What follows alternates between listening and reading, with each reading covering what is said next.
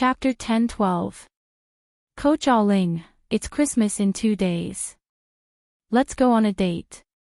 Chen Beiqing had long been used to her indifference. Seeing that she just went to the water dispenser by the wall to get water, he turned to look at her and said gently. Feng Ling patiently took the water and said coldly, "No, you can give up. I'm not interested in you." Chen Beiqing raised his eyebrows, put the bouquet of roses on her desk, and turned to walk over. "I've been chasing you for so long. Can't you see that I really like you?" Feng Ling picked up the glass that had been filled, turned around and saw him standing next to her. She frowned. "Excuse me." Chen Beiqing didn't move aside. The young man was over 185 meters tall and looked very tall in front of her, who was about 17 meters tall. It seemed that only when he looked at her condescendingly could he feel that she was actually a little woman, not the cold-faced coach who usually stood in front of him coldly. Seeing that he didn't move aside, Feng Ling immediately looked at him coldly. "If you don't want to go to class, I'll go there later. If you're late for even 1 minute, I'll treat you as a truant." "I'll go with you." Feng Ling looked at him speechlessly. "What on earth do you want to do?" "I like you and want to be your boyfriend." Chen Beiqing was very calm and then looked at her shoulder. "I'm sorry about the shoulder throw last time. I just wanted to see how it feels to successfully lift you up. I didn't want to hurt you. If I hurt you, I apologize." Feng Ling pursed her lips. "I didn't hurt you. You think too much. You're good at learning. You don't need to apologize to me. Hurry up and get ready for class." When she was about to turn and walk away, Chen Beiqing reached out and held her wrist. Ling, I'm very curious about you. What kind of experience did a young girl have? How can you be so good at martial arts and have such a calm character? If you don't want to talk about your past, I don't mind, but since you have such a temper, it means that your past is not happy. From now on, I will give you happiness and happiness. Give me a chance, okay?" Feng Ling suddenly felt a little funny. These men were all like this. When they liked someone, they would confess and take it. When they didn't like someone anymore, or when they had to leave, they wouldn't give the woman any explanation. Such a thing as affection, isn't it the most untrustworthy? After 2 seconds of silence, she pulled her hand out of his. "Go to class. Don't talk nonsense. You're just a 20-year-old girl. Do you really think I'll believe the nonsense you told me back then? You lied about your age. According to the coach's profile, you're only 20 years old now. That is to say, when you helped me last year, you were only 19 years old. What's wrong with my age? Even if I'm 15, I can still beat you to the ground. This is a martial arts club, not a blind date. What right do you have to judge others? Here, let martial arts do the talking." Chen Beiqing smiled. "Sometimes I really feel sorry for you when you are clearly unhappy but still want to pretend to be mature." Feng Ling, she suddenly turned around and put the cup on the desk. She didn't drink the water and didn't bother to look at the flowers on the table. She tied her clothes and waist belt, turned to walk out of the office, and was about to go to the classroom. Chen Beiqing was silent for a while. Standing at the door, he suddenly reached out to stop her. When Feng Ling turned to look at him in surprise, he put his long arm around her and was about to pull her into his arms again, but Feng Ling quickly raised her leg and kicked hard against his thigh. When Chen Beiqing's face changed and he lowered his head to glare at her, she easily pushed him forward, avoided his hug, and walked out of the door. A master. She couldn't beat him. She couldn't even launch a gentle attack. After she left, Chen Beiqing rubbed his hand on his thigh and hissed. He looked back at the back of the woman who walked into the classroom. He helplessly raised his hand to touch his clean short hair and walked back into the classroom in frustration. When they entered the classroom, a group of male students saw that she and Chen Beiqing came in one after the other. They immediately whistled and asked, "Coach Ah Ling, tomorrow is Christmas Eve, and the day after tomorrow is Christmas Day. What are you going to do? Do you have a date?" Feng Ling was expressionless. "I have classes tomorrow and the day after tomorrow." "Oh, what classes?" "Even if there are classes, I guess the students will ask for leave tomorrow and the day after tomorrow. I think you might as well take a break for 2 days. If you don't have any activities these 2 days, we'll treat you to dinner." "Class." Feng Ling looked at them coldly. As soon as the group of male students received her gaze, they didn't dare to say a word and hurriedly got ready, but their eyes still glanced at her from time to time, and then at Chen Beiqing, who was expressionless. She wondered if Chen Beiqing had succeeded in pursuing her. It was almost Christmas, but he couldn't even ask her for a date. TSK. The so-called Christmas was an exciting festival for these international students. According to them, it was even more exciting than the New Year in China. It was a festival for young people, but Feng Ling, who was younger than them, couldn't feel any festive atmosphere at all. She had never celebrated any festival. 2 days later, on Christmas Day, all the students indeed asked for leave today. After refusing the invitation of several coaches to have dinner together, she drove back to her residence alone. In the past few days, it seemed that no one was following him, so he was more relaxed on the way back. There were many men and women wearing thick clothes walking side by side on the roadside.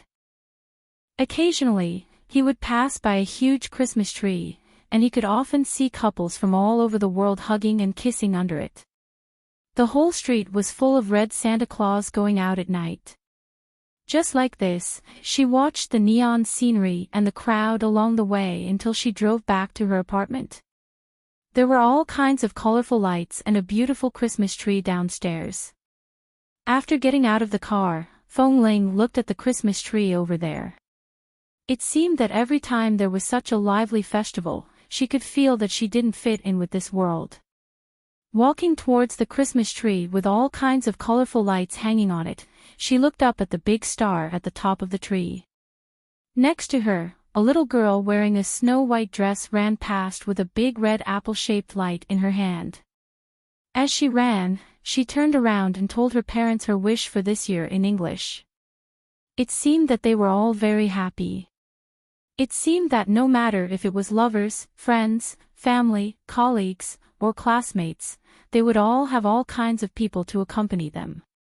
Feng Ling raised her hand and touched the snow hanging on the Christmas tree.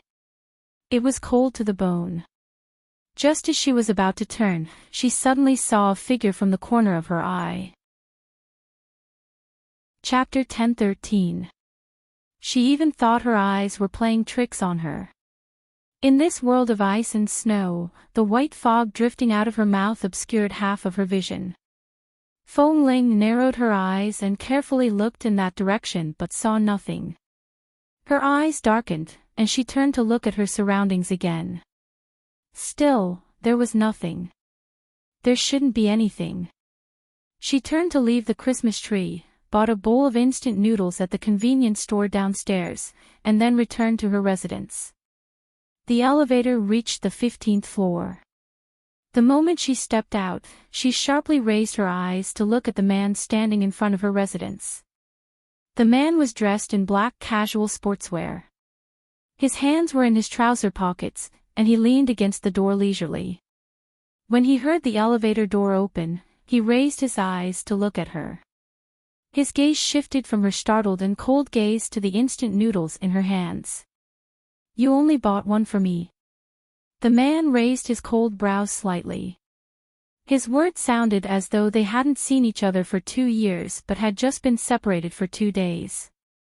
Feng Ling resisted the urge to crush the instant noodles in her hands. She looked at him expressionlessly and hesitated, wondering if she should return to the elevator and leave immediately before the elevator left. However, before she could make up her mind, the man had already taken his hands out of his trouser pockets. He casually stretched his arms to the sides and held them against the elevator doors. He looked down at Feng Ling, who had unconsciously taken a step back. Do you want to go downstairs and talk in the cold wind of -10 degrees, or do you want to stand here and talk? Feng Ling coldly looked at him. She knew that her heart was calm enough. Back then, she was very calm, let alone now.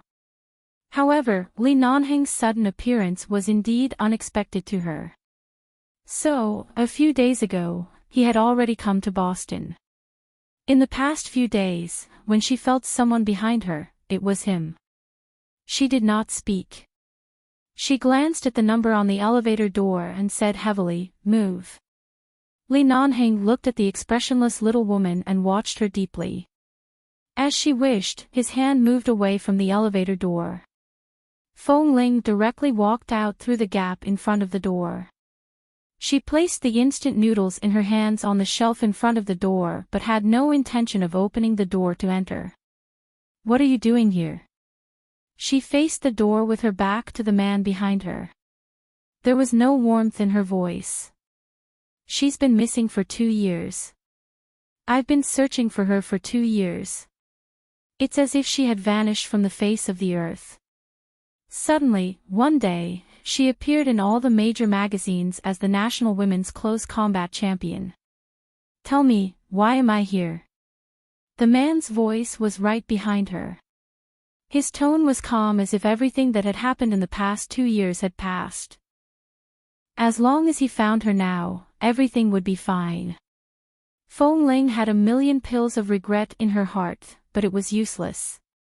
When she participated in the competition, she was just looking for something to do because her life was too monotonous and boring. She had no idea that she would appear on TV and appear in magazines. She didn't expect that even though she was wearing a mask, people familiar with her could still recognize her. Even Wen Liqing could recognize her, let alone Li Nanheng. But she never thought that one day she would see him again. Feng Ling turned around and looked at the man behind her who was much taller than her. "Mr. Li, the reason why I left was not because I wanted to escape, but because I was forced to leave by several people in charge of the Li family. I lost all my face and was forced to leave. So, the so-called missing for 2 years and being searched for by someone for 2 years shouldn't exist. I have no reason to be searched for, and you have no reason to look for me. Now, there's no need for me to be here."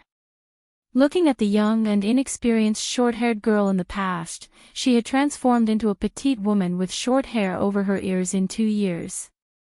However, her emotions and her expression were cold and unfamiliar. She didn't allow anyone to get close to her. Li Nanheng looked at her coldly and stepped forward. At the moment when Feng Ling took a step back defensively, he lowered his eyes and looked into her cold eyes. "What did you call me just now?" "Not boss, not Li Nanheng. Mr. Li." Feng Ling's voice was calm. "I'm no longer a member of 11 Base. What should I call you?" As she spoke, she suddenly felt that she didn't seem to have done anything wrong, and there was no need to escape. She raised her eyes and looked into his cold eyes. "Mr. Li, I've heard others say that it's common for men and women to fall in love, and it's also common for them to suddenly break up for no reason. Feelings come and go quickly, so I won't pursue any of the past with you, and please don't pester me because of that. Let's part on good terms. This is what I should have said 2 years ago, but unfortunately, your grandfathers didn't give me a chance to say these words and asked me to leave. Part on good terms." Li Nanheng's eyes instantly sharpened. He lowered his head and approached her again. Feng Ling didn't expect him to suddenly lower his head. She took another step back and leaned against the door behind her. The man pressed down on her. Just as she was about to move away, he raised his hand and held her shoulders, pressing her firmly against the door. Feng Ling, I've King searched for you for 2 years. Now you're telling me to part ways on good terms. Did I say I wanted to break up? Did I say feelings come and go quickly? When did I say I didn't want you? Feng Ling thought she had heard wrong. For so many years, she had always thought that Li Nanheng was rational. At least, his 3 views should be normal. How could a married man say that he didn't want to break up with another woman? How could he say that he still wanted another woman? Even if she was very ignorant when it came to matters of the heart, she still knew what it meant to be a person. But she found that in the past 2 years, the things she had gained and the things she had lost in her heart had made her more stable. Especially regarding Li Nanheng's matter, she didn't want to pursue what was right or wrong, nor did she want to argue with him. Thus, she only looked at the man who pressed her against the door. She looked at the anger and pity hidden in his eyes for 2 years. She only looked at him calmly. Oh, it's very simple. That is, I don't want you anymore. I don't want you anymore. Li Nanheng endured for 2 whole years, even though he knew that she was too strong and stubborn, and there were too many things that she couldn't easily accept. He finally found her. Seeing that her life was too peaceful, he couldn't bear to disturb her. But in the end, because she was alone under the Christmas tree, he wanted to hug her too much. But because he couldn't restrain himself for a moment, he finally waited for the knife that stabbed his heart 2 years later to return. The man's gaze was dark and heavy as he watched her. Without waiting for him to speak, Feng Ling said coldly, "Let go." Chapter 10:14. The man did not retreat, nor did he let go. He merely lowered his eyes to look at her. "I've been walking alone for 2 years. Now that I've finally found you, do you think I'll let go so easily? What else can I do? Mr. Li, do you think I'll go back and be a shameless third party who knows I'm a third party?" Feng Ling looked at him calmly. "I'm very calm. It's been so long, and I don't have any complaints or blame you. I won't pester you. What's there for you to pester me?" Li Nanheng's grip on her shoulder tightened. "Do you remember I told you to wait for me for 3 years? As if she had heard a joke, Feng Ling's expressionless face suddenly broke into a mocking sneer. She raised her hand and pushed his arm away. She took out the key to open the door and said indifferently with her back to him, "I don't remember anything I shouldn't remember. Please go back. Feng Ling, give me a chance to explain. Some things can't be helped. It's also my responsibility." The door was opened. Feng Ling turned back to look at him. "I know that many things can't be explained with just a few words. If you could explain, you would have explained it to me 2 years ago before you got married. There's no need to say anything now. I've already let it go. There's nothing to say." With that, she went straight into the room. The door suddenly met with some resistance. She turned to look at the man's hand on the door. She glanced at it coldly, put down his hand, and turned to look at him. "Do you want to come in? You used to be like this too. You said that if you want to break into my world, you must break in. No matter how many defenses I set up, they were broken by you again and again. In the end, you got what you wanted and left. Now, it seems that I can't stop you if you want to come in. What do you want?" The short-haired girl in front of him no longer had the attitude of a young girl. Instead, she seemed to be in between a young girl and a woman. Her eyes were even colder than when she was in 11 base.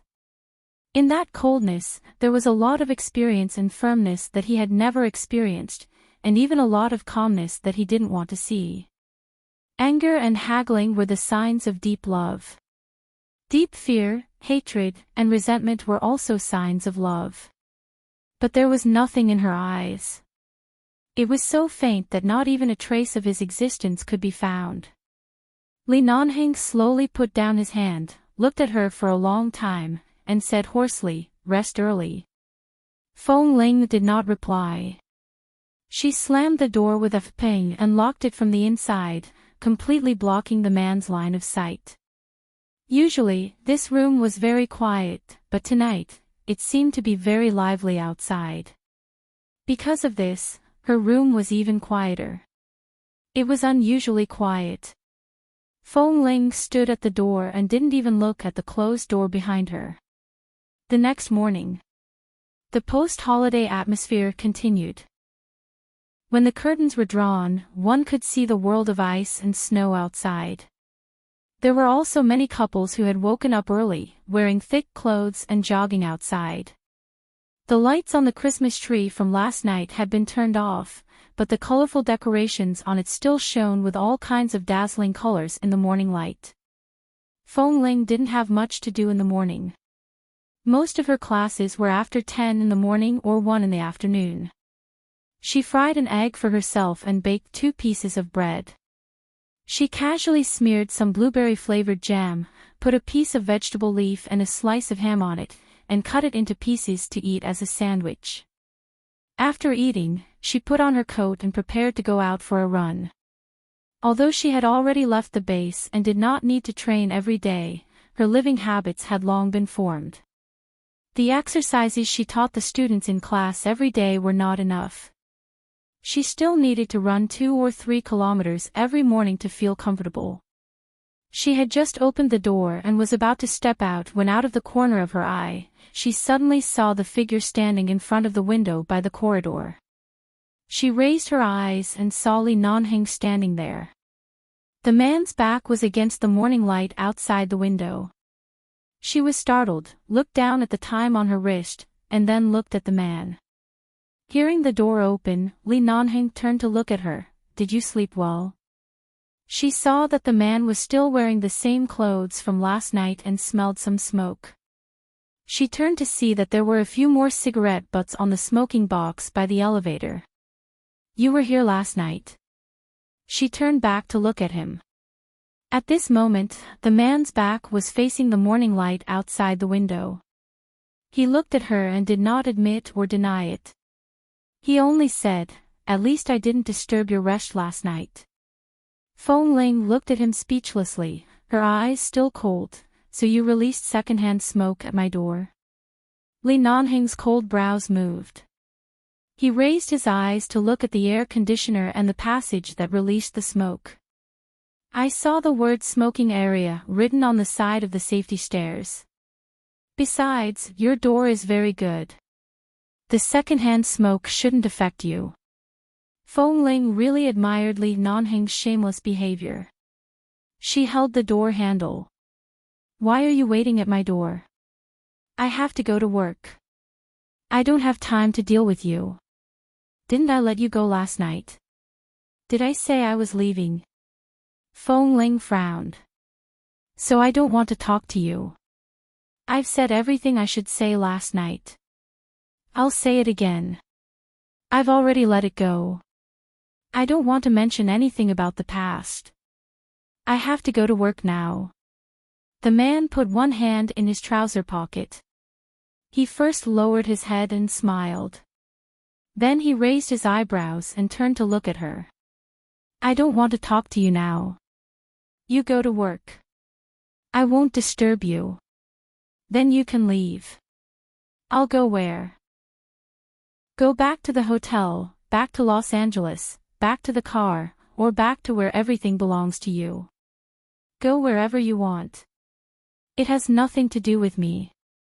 Who told you I lived in a hotel? I drove here. I've been in the car for the past few days. I haven't eaten or slept well. After seeing you, I was cut into pieces by your mouth again. I'm in a very bad mood right now." The man looked at her and said matter-of-factly, "I stood outside your door all night last night. You should go to work. I'll go in and sleep." "Feng Ling, you went into my house to sleep. Is there a problem?" Feng Ling wondered if this man really didn't know what it meant to be shameless. "I don't seem to have a reason to take you in." Last night, you were afraid that I would go in and do something to you, so I didn't go in to disturb you. Now you're going out. Let me go in and sleep for a while. No. No. Feng Ling refused very decisively. Chapter 10:15. There's a man in the family that I can't see. The man stared at her. Feng Ling's face was cold. No. Is there anything in the house that I can't see? No. Then why can't I go in and sleep? You could sleep anywhere, but you just had to sleep in my house. I've been standing outside all night. Do you want me to go back to the car and sleep?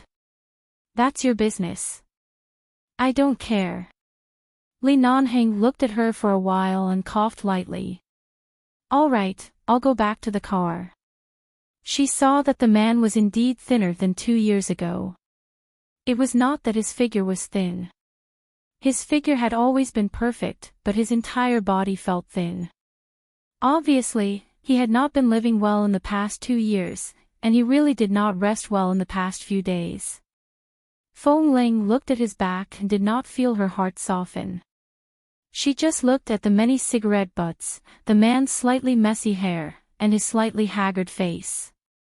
Indeed, there was nothing in her house that could not be seen by others. It was well behaved and not messy. There was nothing that could not be seen. Even if they were no longer in a relationship, even if she had let go of what happened in the past, he was still her boss. Did you really stand here the entire night without sleeping? She asked softly. The man who had already walked to the elevator door had his back facing her. He also glanced at the cigarette butts over there, then turned back to look at her from the corner of his eye. What do you think? You're already so sleepy, what's the point of being so cocky? Feng Ling looked at his back expressionlessly, pushed the door open, and took a step out. Go in and sleep. I'll be home before 6:30 p.m. Leave before I get home. Don't let me see you when I come back. Li Nanheng looked back at her and she said, I'll take the key. Just close the door when you leave. Also, you're only allowed to sleep on the sofa. Don't touch anything else. Don't dirty my house. This time, Li Nanheng simply turned around and looked down at the woman who was almost in front of him. I'm a germaphobe. How dirty do you think I will be? Feng Ling did not speak but glanced at him again. Aren't you sleepy and need to sleep? If you don't go in, I'll lock the door. Li Nanheng looked at her sportswear and the bag in her hand. You don't pretend to be a man anymore.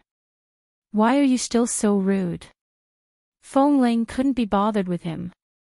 She pressed the elevator button and did not speak further. Seeing that she was really in a hurry to go out and obviously didn't want to talk, Li Nanheng didn't rush to say more. He glanced at her impatient and indifferent expression, turned and walked in. When he entered the door, he suddenly asked, Is there breakfast at home? No. Feng Ling stood in front of the elevator and responded coldly. Then why didn't you eat just now? Yes, I have. You didn't leave any. I don't raise a cat or a dog at home. I eat as much as I can. What's there to keep? Looking at the slowly rising number in the elevator, she said, There's bread in the fridge. If you want to eat it, bake it yourself. Well, I'm going to sleep first. I'll eat when I wake up. The man closed the door after he finished speaking. Feng Ling, looking at the elevator in front of him in silence, he felt upset no matter how he thought about it. She felt that she shouldn't have let him in. Although, it was true that last night, he was very well behaved and didn't barge in as domineeringly as before. He was also very polite and stayed outside for the whole night. He didn't beg for forgiveness in front of her, nor did he pester her to explain, nor did he force himself on her. But now, he was so shameless. It wasn't until the door was closed from the inside that Feng Ling realized what she was thinking. Why did she let him in? If he was too domineering, she would definitely reject him. But he seemed to be doing the opposite. The elevator door opened. There was no time to think too much. She walked into the elevator, looked back at the closed door, frowned slightly, and then closed the door. When she left the apartment building, she lost interest in running in the morning. She went to the parking lot and sat in the car. Feeling the ultra-low temperature outside the car for a whole night, she thought of the man who said that he had been sleeping in the car for the past few days. What did he want to do? If he knew her well enough, no, it should be said that he definitely knew her well enough. He should be very clear that no matter what, she and he could not go back to the way they were 2 years ago.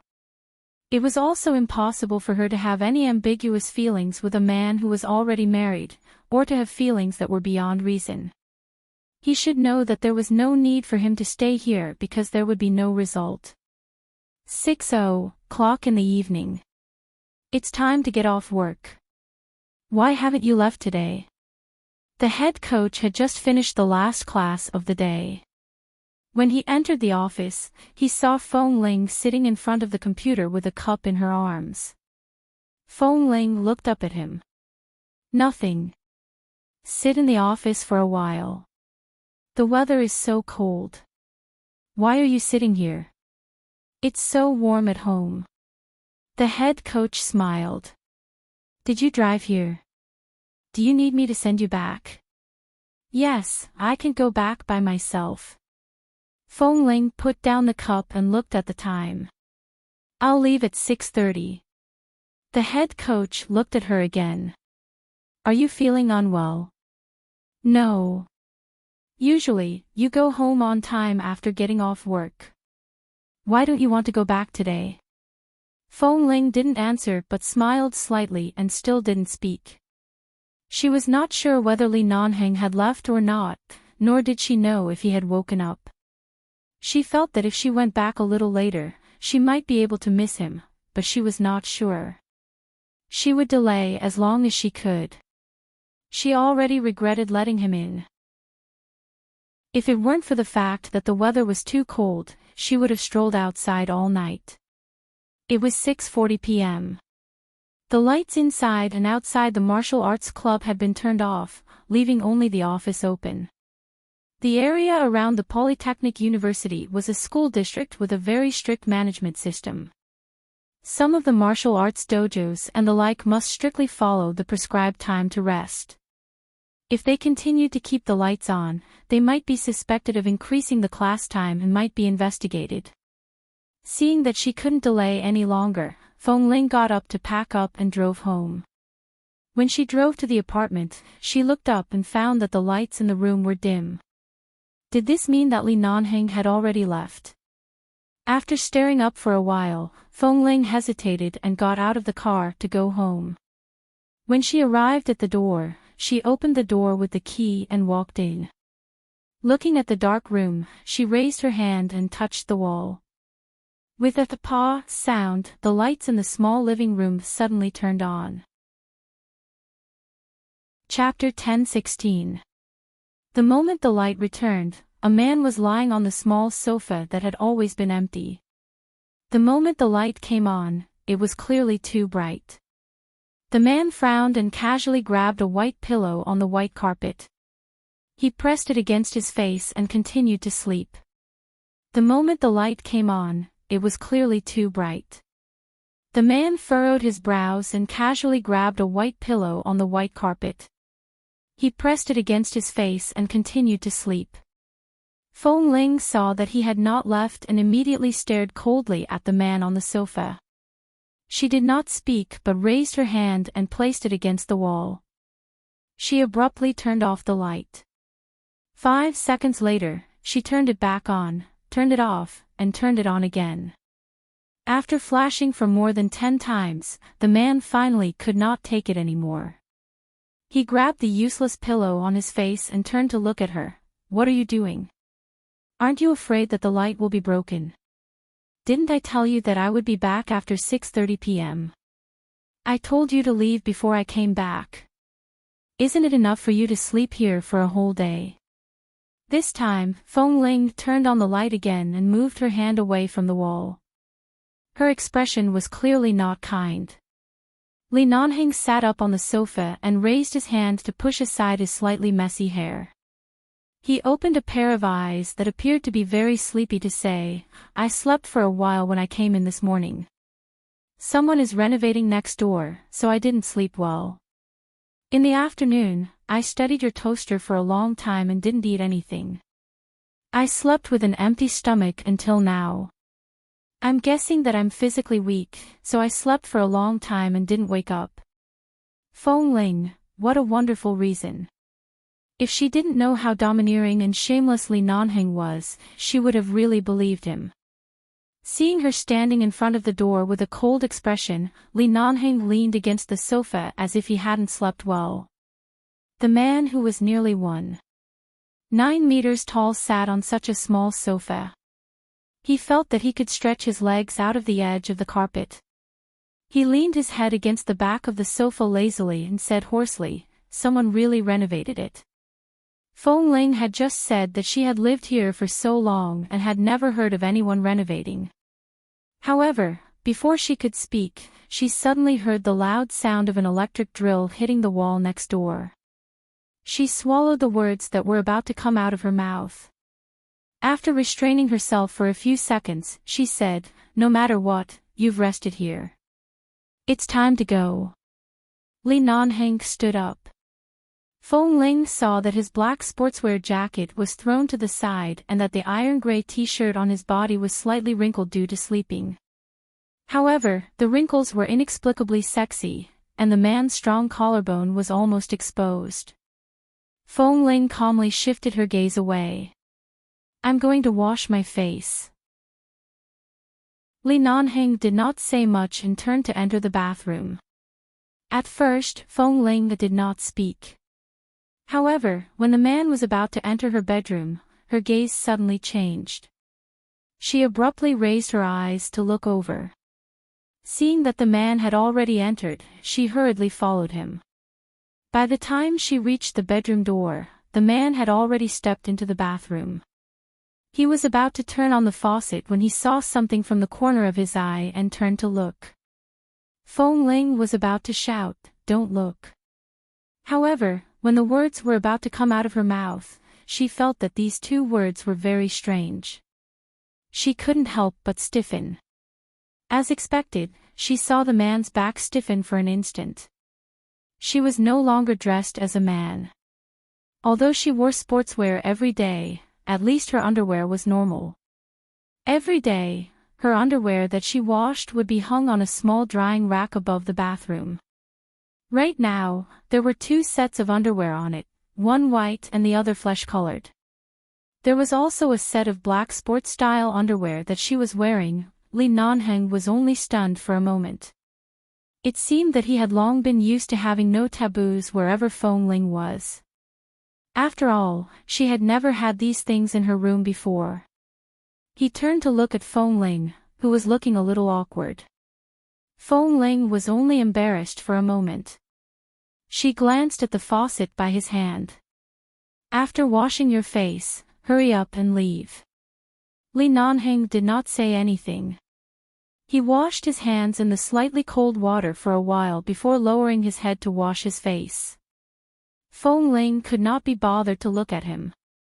She turned to leave. The man washed his face very quickly. He casually washed his face a few times. It was likely that he knew that she did not have much patience with him right now. He did not use her towel and directly walked out with his face wet. He casually wiped his face with his hands and walked to the coffee table to pull out a few pieces of tissue paper to wipe his face. As the man wiped the water that was about to drip down his chin, he said, "There's a problem with your toaster. I haven't eaten anything all day. Right now, even if I want to leave, I don't have the strength." Each reason was more lame than the other. Feng Ling had long expected that he would not leave so easily.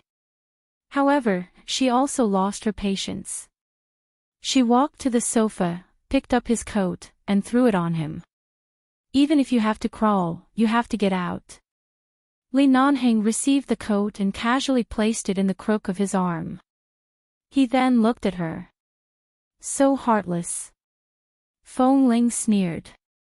Heartless is also related to love. Don't think too highly of yourself. There's nothing to talk about between us.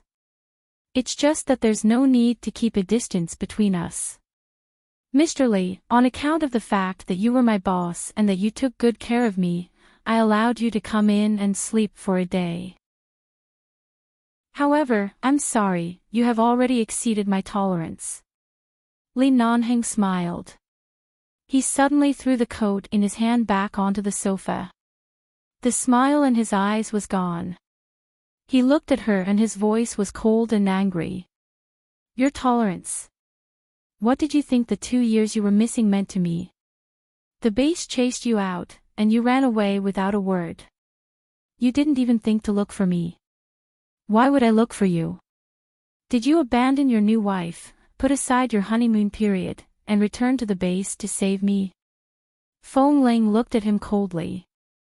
Even if I, Feng Ling, am a child raised by a wolf and don't understand the ways of the world, at least I know my own limits. New wife. Honeymoon period. Li Nanheng suddenly wanted to curse. However, it seemed that he could only curse himself. Back then, he had rejected Feng Mingzhu, and because the relationship between the two families could not be too stiff, how could he have thought of marrying a child cenotaph? All along, he had never had any concept of women. Back then, why didn't he think that he would really fall in love with a girl in this life? The man raised his hand and placed it on his forehead. He knocked himself hard twice. Damn it. Feng Ling said coldly. I remember that Feng Mingzhu hated me very much. It's probably because she saw the things between you and me. After all, you are her husband now. There are some things that you don't need me to remind you of. Please leave.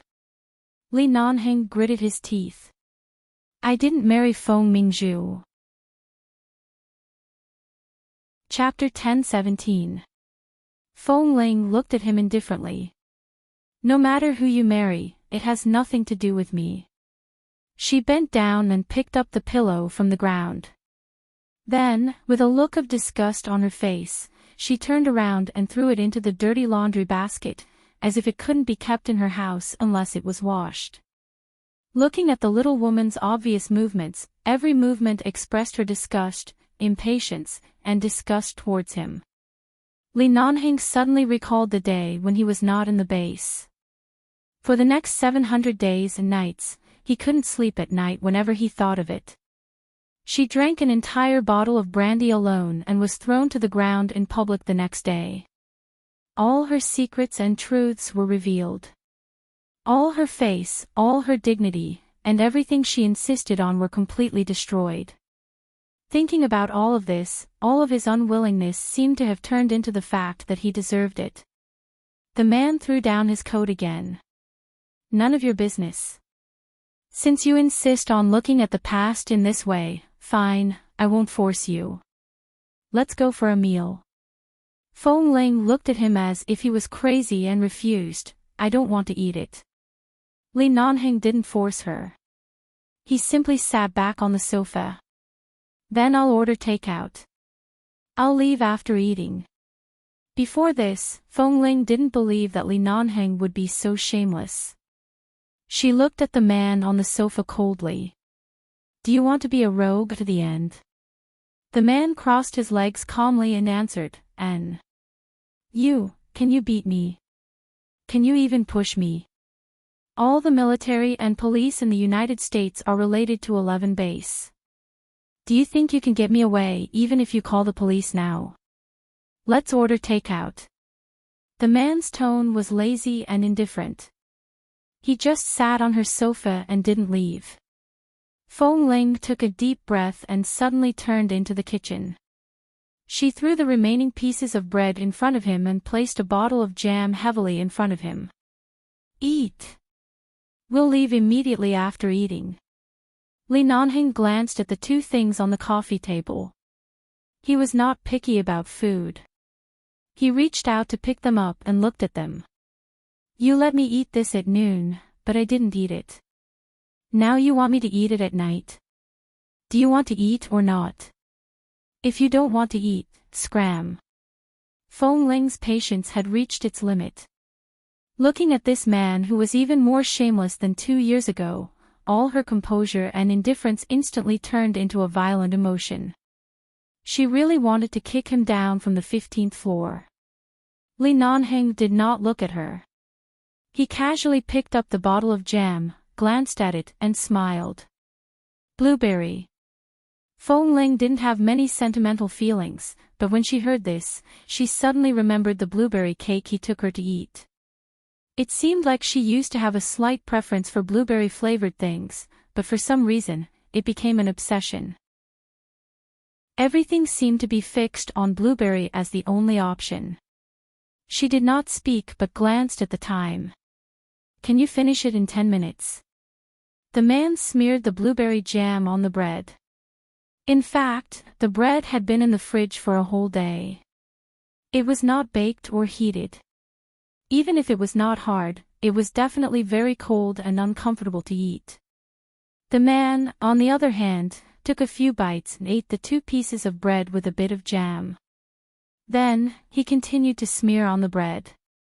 In less than 3 to 4 minutes, he had finished the remaining pieces of bread. After eating, the man slowly closed the lid of the jam and put it aside. He then looked at her. A very sumptuous meal. Not bad. Feng Ling, she was about to ask if there was something wrong with this man's brain when he had already stood up, picked up his coat, and said indifferently, "Sorry for disturbing." Then he left. The door opened and closed, and the surroundings returned to silence. Finally, she was alone again. Feng Ling silently looked at the jam on the coffee table and did not move for a long time. Feng Ling was sick.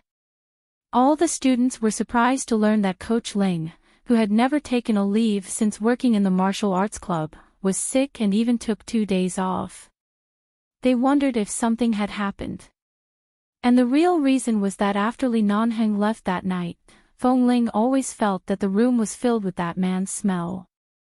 The kitchen, the bathroom, the sofa, the living room, she seemed to be able to feel the traces of that man's existence wherever she went, even though he did not leave anything behind.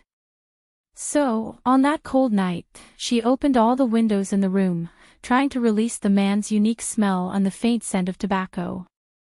However, because the windows were open for too long and it was too cold outside, the edge of the bedroom window was frozen and could not be closed tightly, so the wind leaked out at night.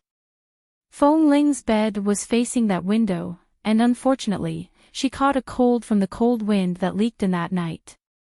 The next morning, she could not even get out of bed. The world was spinning around her. She reluctantly took out her mobile phone to call the manager and the boss to ask for a day off. Then, she slept the whole day and did not wake up until the next morning. When she woke up, she did not feel like eating. She boiled some water, wrapped herself in a blanket, and sat on the sofa with a cup of hot water in her hands. She drank it in small sips and barely made it through the second day of her leave. She only asked for 1 day off, but the next day she was still sick and couldn't make it. The paper basket was full of paper towels to wipe her nose. She coughed one after another.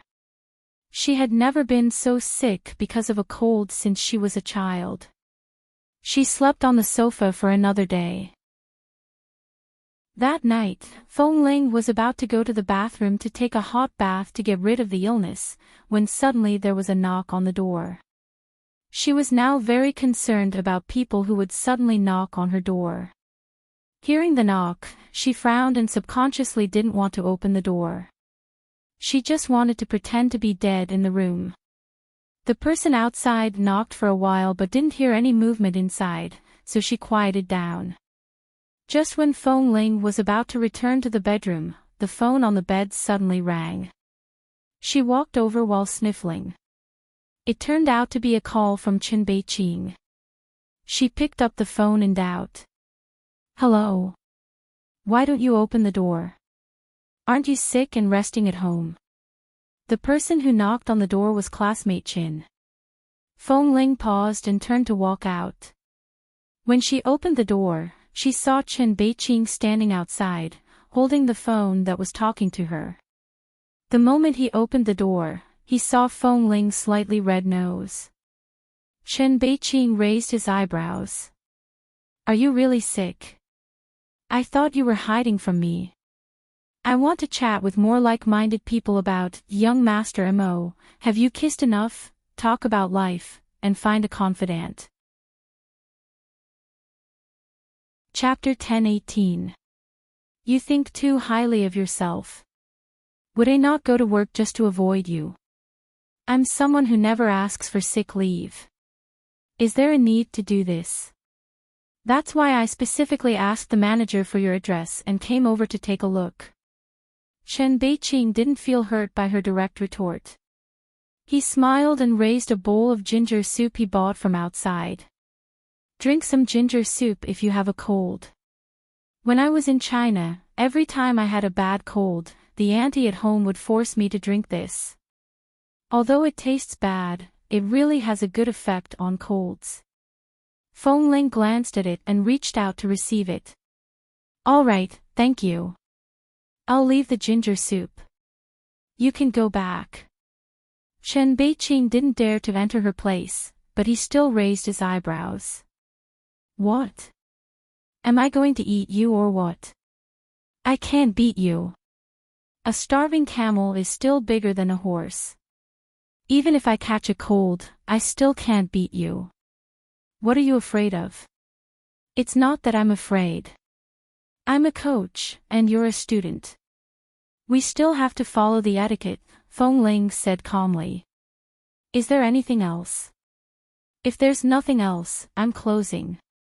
Chen Beiqing looked at her again. Have you eaten anything in the past 2 days? I ate it, Feng Ling lied. She looked sick, so he couldn't tell if she had eaten or not. But seeing that she didn't want him to go in at all, Chen Beiqing nodded. Okay, it's the first time you've accepted something from me in more than a year. Even if it's just a bowl of ginger soup I bought from a restaurant, you've already accepted it. I'll work harder and one day you'll fall in love with me. Feng Ling, you think too much, have a good rest, I'm leaving. Chen Beiqing smiled at her, waved his hand and walked to the elevator. When he entered the elevator and Feng Ling was about to close the door, she suddenly heard the door next door suddenly open. She didn't want to care about what happened next door, but she seemed to see something from the corner of her eyes.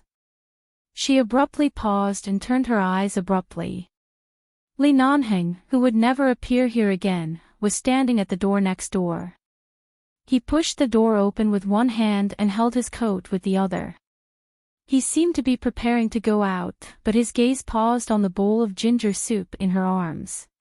Did you catch a cold? Feng Ling looked at him in disbelief and then at the door next door. She recalled that day when he said that the next door was being renovated, there was really the sound of an electric drill drilling the wall. Feng Ling, therefore, she had never seen what her next-door neighbor looked like. She only knew that she seemed to be a very old auntie. Could it be that in just a few days, the house had changed owners? Or did Li Nanheng rent this house?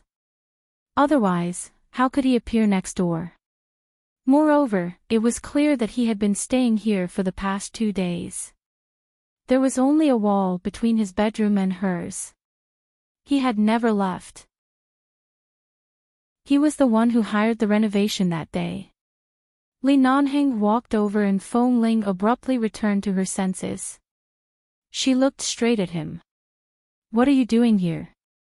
What do you think I'm doing? I've been looking for someone for 2 years. I can't possibly let you disappear just like that. Li Nanheng raised his hand and took the ginger soup from her hands. Back then, I taught you the anti-investigation methods in the base. In the past 2 years, you've been using them against me. You're so good at using my spear to attack my shield. What else can I do other than guard the place closest to you? Feng Ling didn't know if it was because she had caught a cold, but her reaction was slightly slow. When she recovered from his words, the man had already entered the kitchen with the bowl of ginger soup. She rushed in, only to see that Li Nanheng had turned on the gas stove. This ginger soup isn't hot enough. Heat it up before drinking it. Why did you suddenly catch a cold?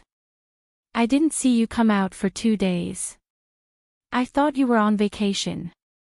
If I had known that you were sick, it wouldn't have been that brat's turn to deliver ginger soup to your doorstep.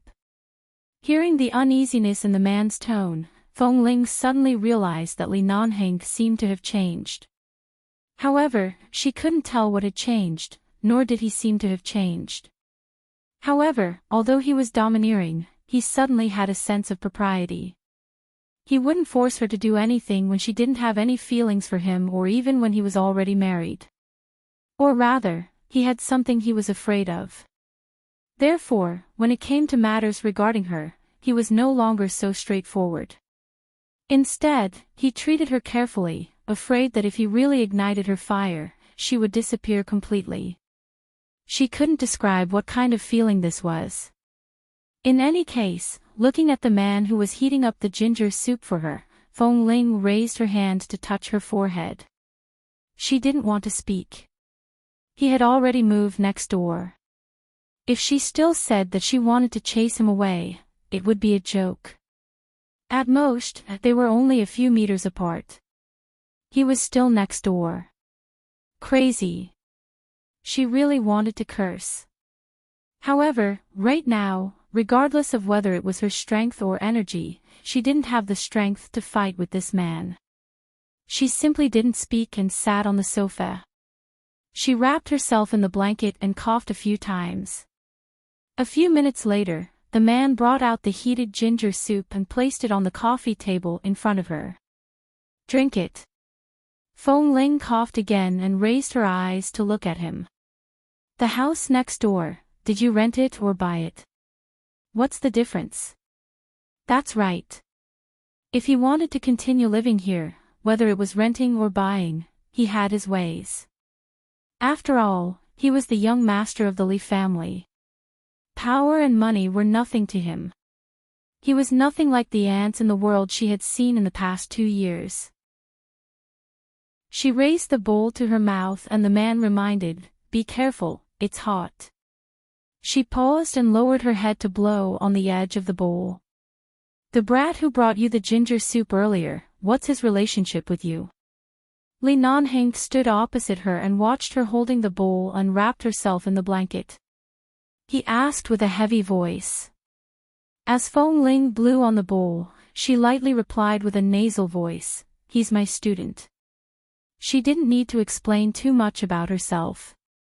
Since Li Nanheng had found her, he must have investigated the places she had worked in the past 2 years, the people she had interacted with, and everything that could be investigated.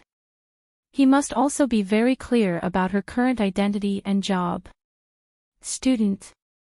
A male student who specially came to deliver ginger soup to you. The man's voice was low and cold. Feng Ling took a sip of the ginger soup and furrowed her brows. It was indeed very bad. It tasted extremely bad. It was hot and spicy, but it was undeniable that this thing could indeed make her body feel much warmer after 2 days of cold. I want to chat with more like-minded people about, young Master Mo, have you kissed enough, talk about life, and find a confidant. Chapter 10:19. It doesn't matter who he is. After all, he's someone who cares about me.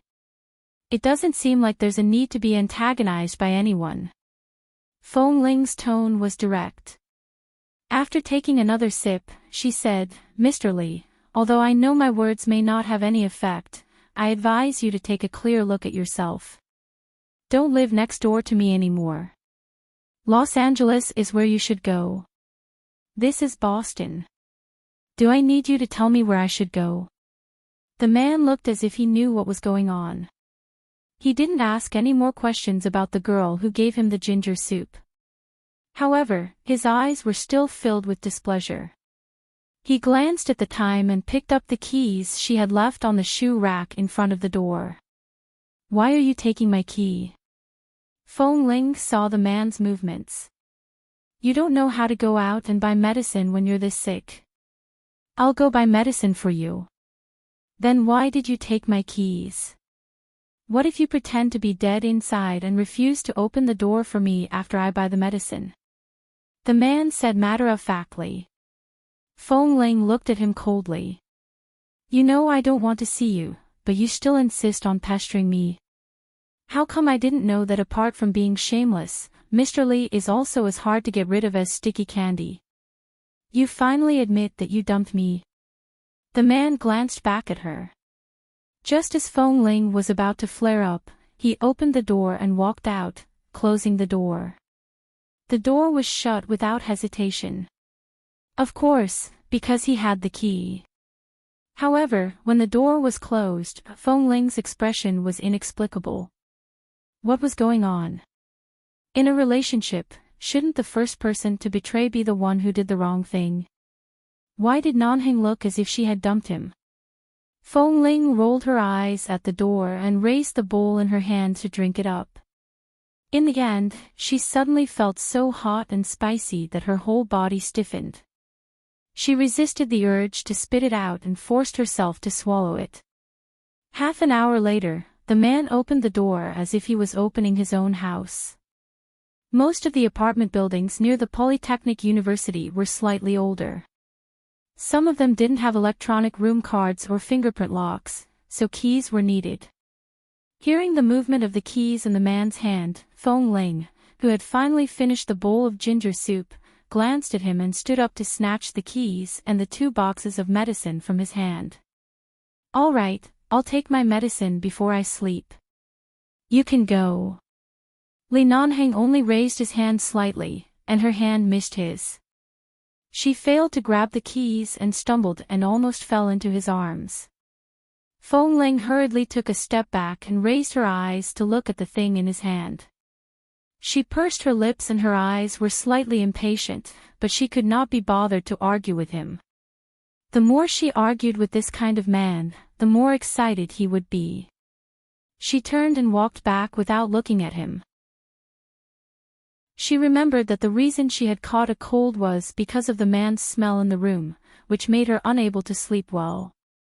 If she had known that he lived next door, she would have been prepared to come at any time. She had been frozen for a whole night and had fallen sick.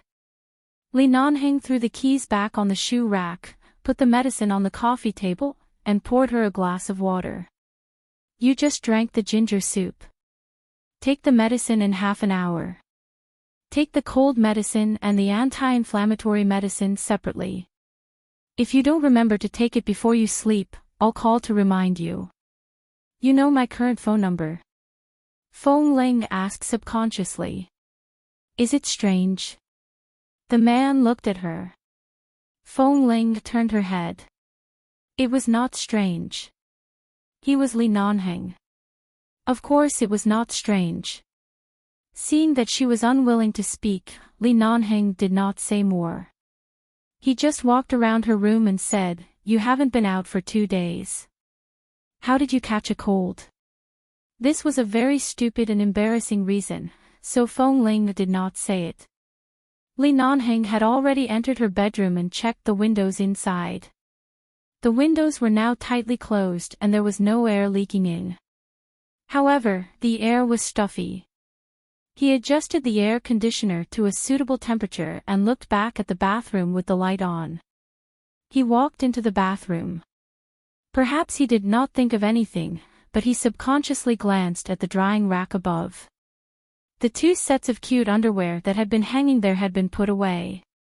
It was empty. Li Nanheng suddenly wanted to laugh at himself. He actually felt a little regretful. After checking that there was no other place in her room that could easily be exposed to the wind or cold, Li Nanheng did not force her to stay for long. Before leaving, he only told her to remember to take the medicine. When he returned to the next door, the man casually took out a bunch of keys from his pocket and put them on the shelf. He looked back at the things on the shelf, sighed, and shook his head with a smile. Her anti-detection ability was indeed not bad, but she still lacked some life experience. She didn't know that she could get another key at any time. Fortunately, she had always hidden it well. Otherwise, if there really were a lot of men who had bad intentions towards her, she was afraid that she wouldn't be able to guard against them. She wouldn't even know how her house was emptied. After all, she was still the Fengling who did not understand many things in the base but had a cold temperament. No matter what a person did, their nature would not change. Late at night. Fengling had slept at home for 2 days. After drinking the ginger soup, she felt hot all over and took the medicine. She remembered to take the anti-inflammatory medicine before going to bed. She was about to go to bed when her phone suddenly rang. She glanced at the caller ID. It was Los Angeles.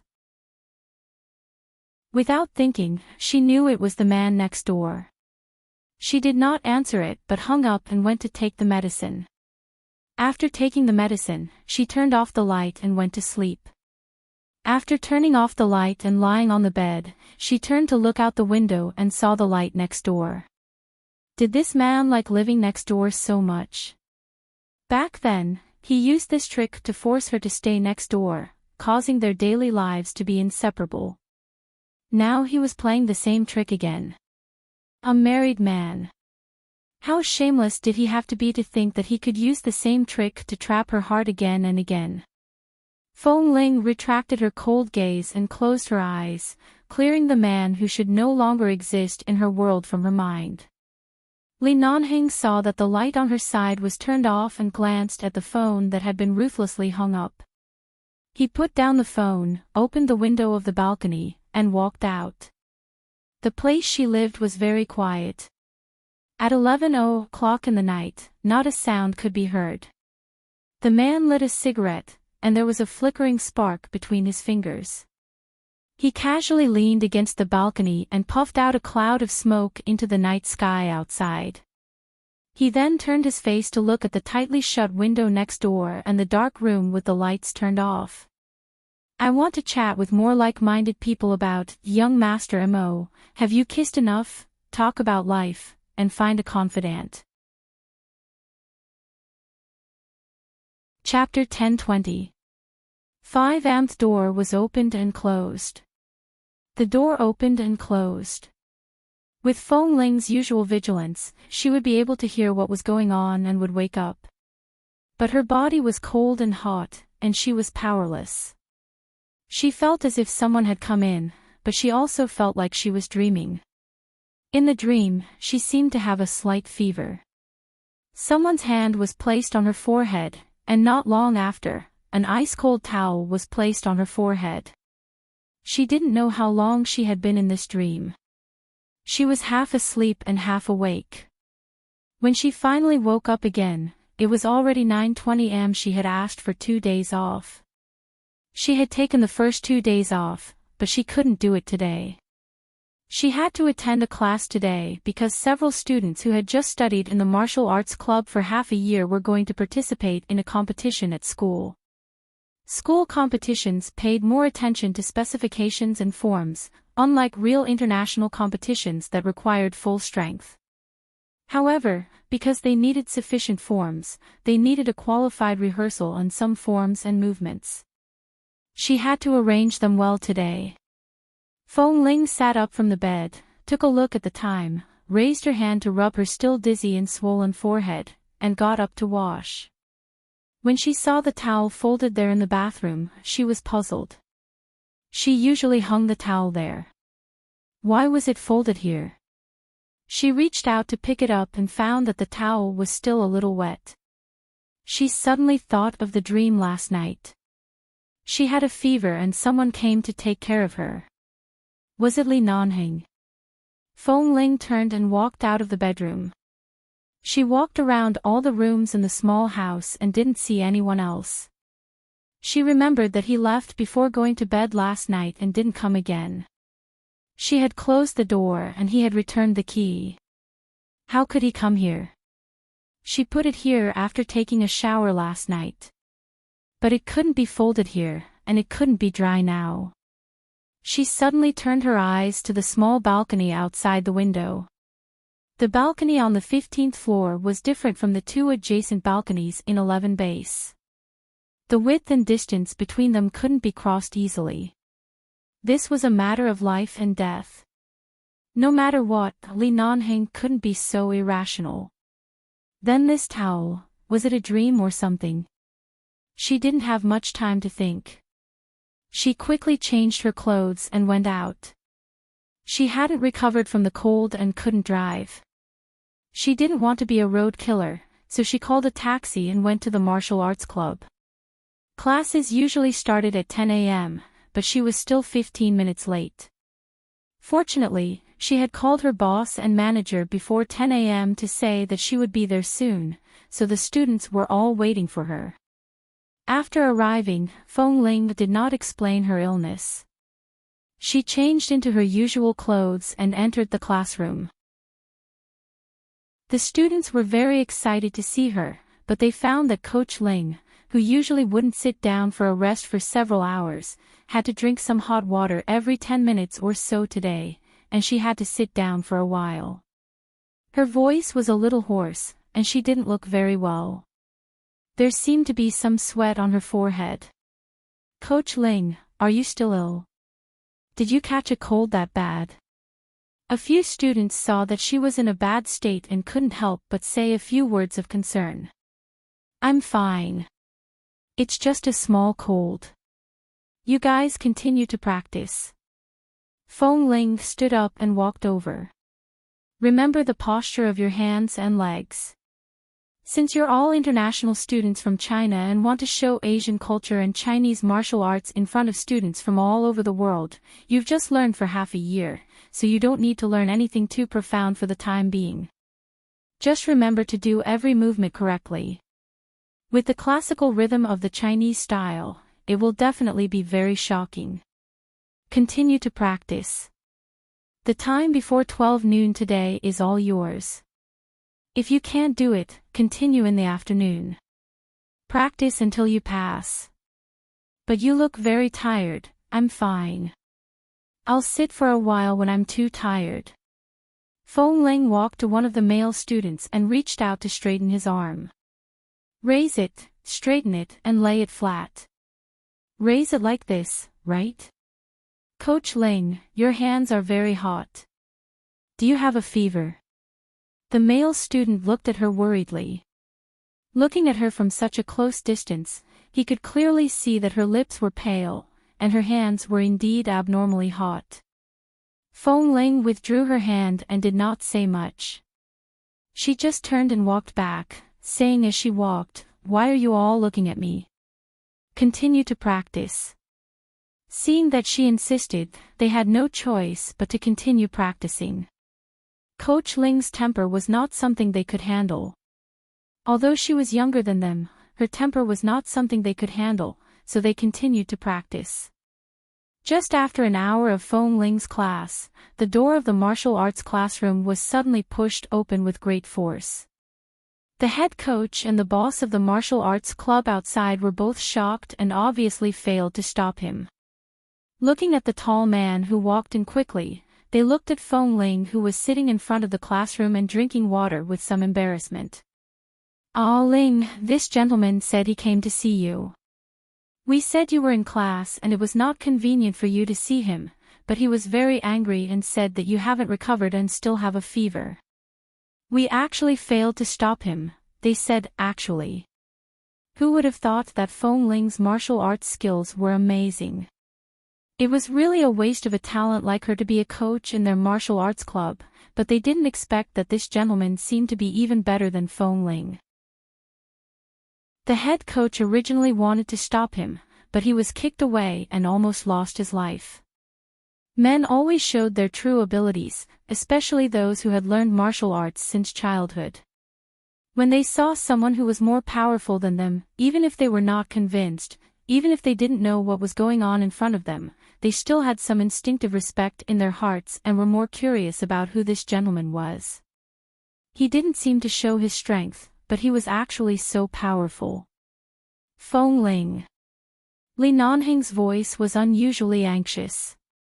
Come out and go back with me. Go back. Feng Ling didn't feel that her name was called here. Anyway, it was the same way. She just had an extra surname, a surname that she didn't want to touch anymore. She didn't look up, just looked at the cup of hot water in front of her as if it could bloom flowers, and took another sip of water. Come out with me first. Don't you know you have a fever? I know. I don't do anything here. At most, I just watch my students practice various movements here. I don't need to go on the field to perform. The fever won't kill me, so I don't need to continue to ask for leave. She put down the cup in her hand. I'm here to teach and work for others. Otherwise, the boss will give me so much money for nothing. There's no need to ask for leave all the time. Chapter 10:21. Feng Ling pulled out the chair next to her and sat on a slightly more comfortable chair. Boss, head coach, please send the irrelevant people out. Why are the others still in a daze? Continue practicing. Before he could finish his words, Zhang Xian grabbed his wrist. That person strode in from outside the door and grabbed her tightly, not backing down at all. Coach Ling, I have something to tell you. He didn't call her by her name again. Instead, he gave her respect and called her by her current title. He was so strong that she couldn't even pull her hand back. Can't you see that I'm in class? Mr. Li, are you always like this? Your matters are always the most important. You have to get what you want, and you have to get the feelings you want. If you want others to wait for you for 3 years, they have to wait for you. No matter how unwilling or wrong they are, they have to listen to your wishes first. Others have to surround you for everything. You're the young master of the Li family, and I'm an orphan with no parents and no one to rely on, so I have to be bullied by you inside and out. After I get out of the place that belongs to you, do I have to continue to be tortured by you? Li Nanheng paused and let go. When her black and white eyes were fixed on his, he saw the coldness and wariness in her eyes, as well as the red blood vessels that appeared due to the cold and fever that had yet to subside. Other than the time when he had forced her to point her gun at him because he had kissed her forcefully and bullied her, she had never looked at him like this before. But it was this look that made Li Nanheng's heart, which had been in pain for 2 years, feel as if even the last drop of blood was about to be drained. The man wanted to say something, but he looked at her, who had been sitting on the chair coldly, and finally said, I'll wait for you outside. He turned around and walked out directly under the puzzled gazes of the martial arts club owner and the head coach. He even closed the door of the classroom. Under Feng Ling's cold instructions, the students who thought they were watching some love and hate drama hurriedly continued to practice, lest they provoke the cold-faced female coach who seemed to be in a bad mood. However, they could not help but occasionally look in Feng Ling's direction. So her name is Feng Ling. Which 0 is still the number 0? Or which 0 is a bell or a dewy sense of inspiration? It doesn't seem to match her style. Under the curious gazes of a group of people, the cup in Feng Ling's hand suddenly spilled on the ground. The full cup of water fell by her feet and splashed the edge of her trousers, but clearly she did not notice it herself. She still sat there expressionlessly, and her eyes were also indifferent. What are you looking at? Feng Ling looked at them expressionlessly. A group of male students thought absent-mindedly. The water in the cup seemed to be very hot. Did she not feel hot at all? Who was that man just now? For so long, they often discussed in private what kind of man could subdue a woman like Coach Ling. It seemed that Chen Beiqing, a rich young master, couldn't suppress her at all. But obviously, the man who just entered the door made them feel that Coach Ling was inferior in all aspects and aura. She raised her eyes to look at the short-haired woman sitting in front of her. She calmly picked up the glass of water from the ground and gently placed it to the side.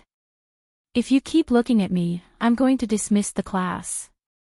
Don't come crying to me if you make a fool of yourself in front of all the students in the world. Li Nanheng looked at the time. Time passed by, and Feng Ling still hadn't dismissed the class. He knew how serious she was about everything. She was still the same as before, but the nature of her work was different. But this morning, she still had a high fever of 39 degrees. He stayed by her bed for several hours and fed her antipyretics, but it was obviously not effective. In the morning, he went out to buy her some breakfast, but when he came back, he found that this woman had gone to work.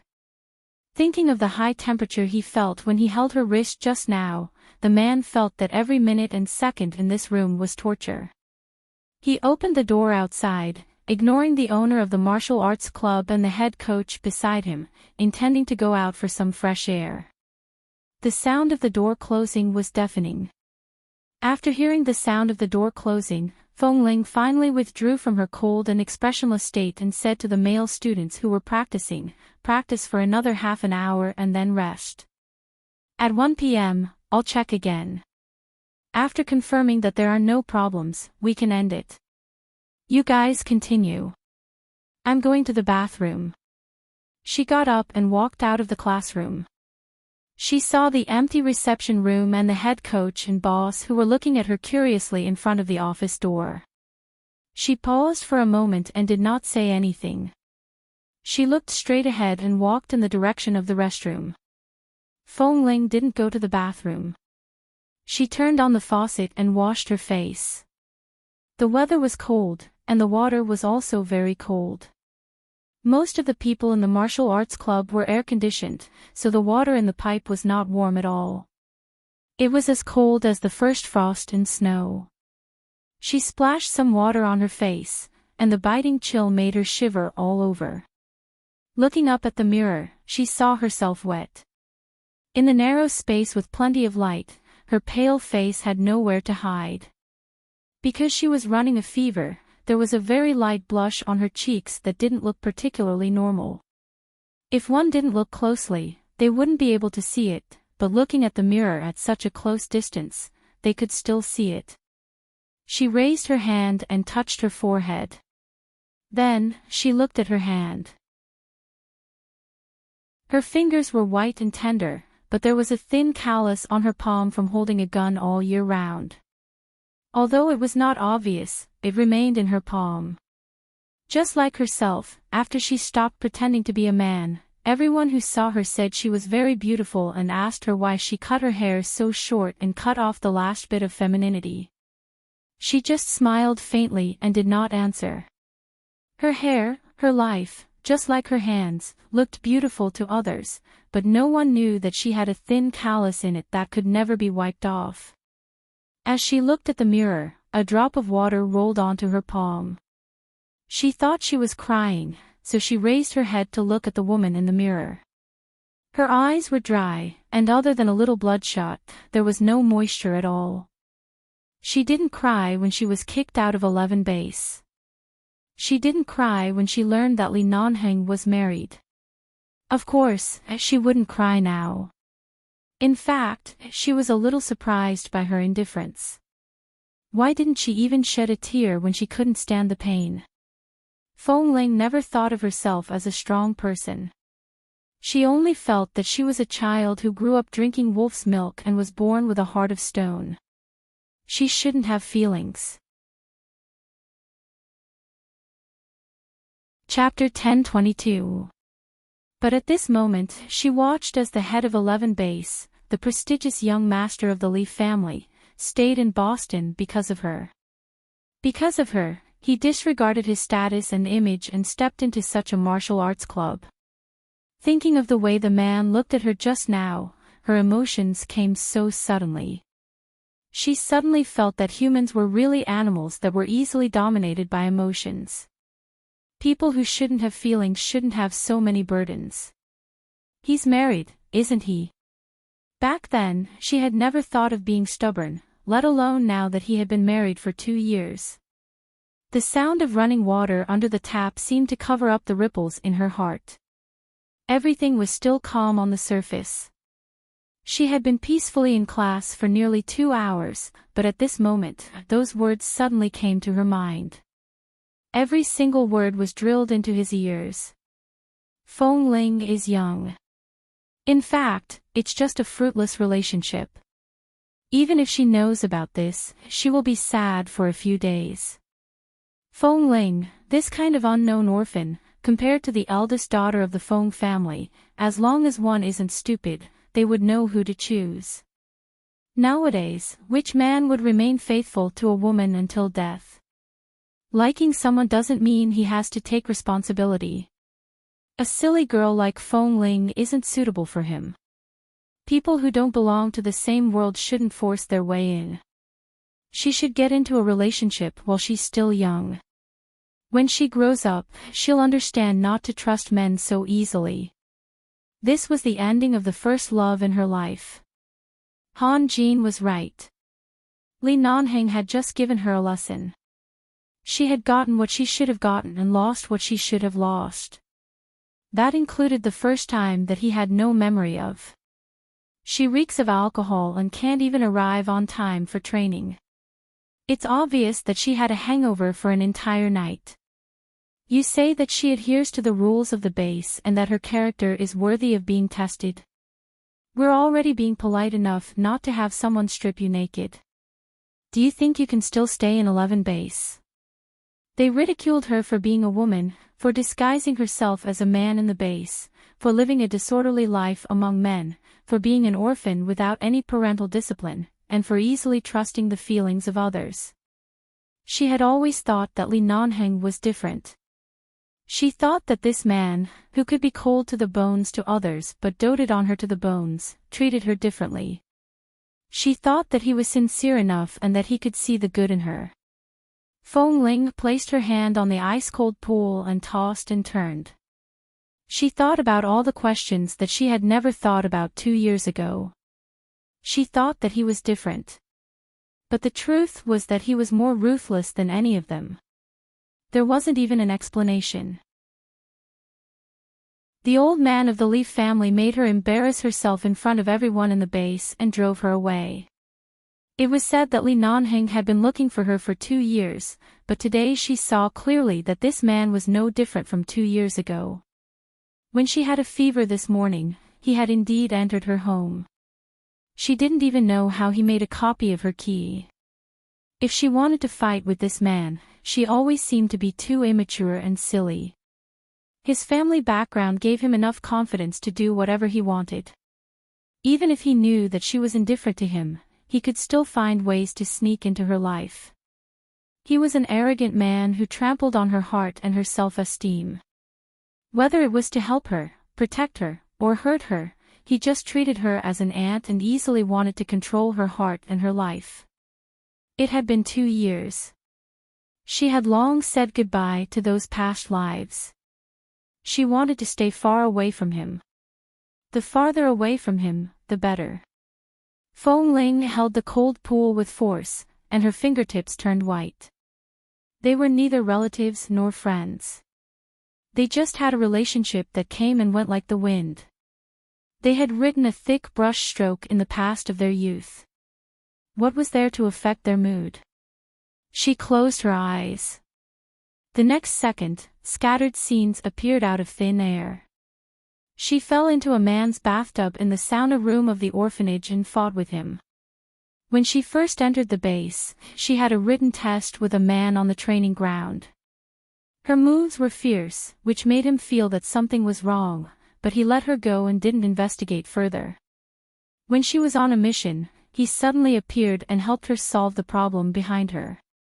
When she fell into the sea on the cruise ship, he was on the other side of the more dangerous terrorist enemy zone.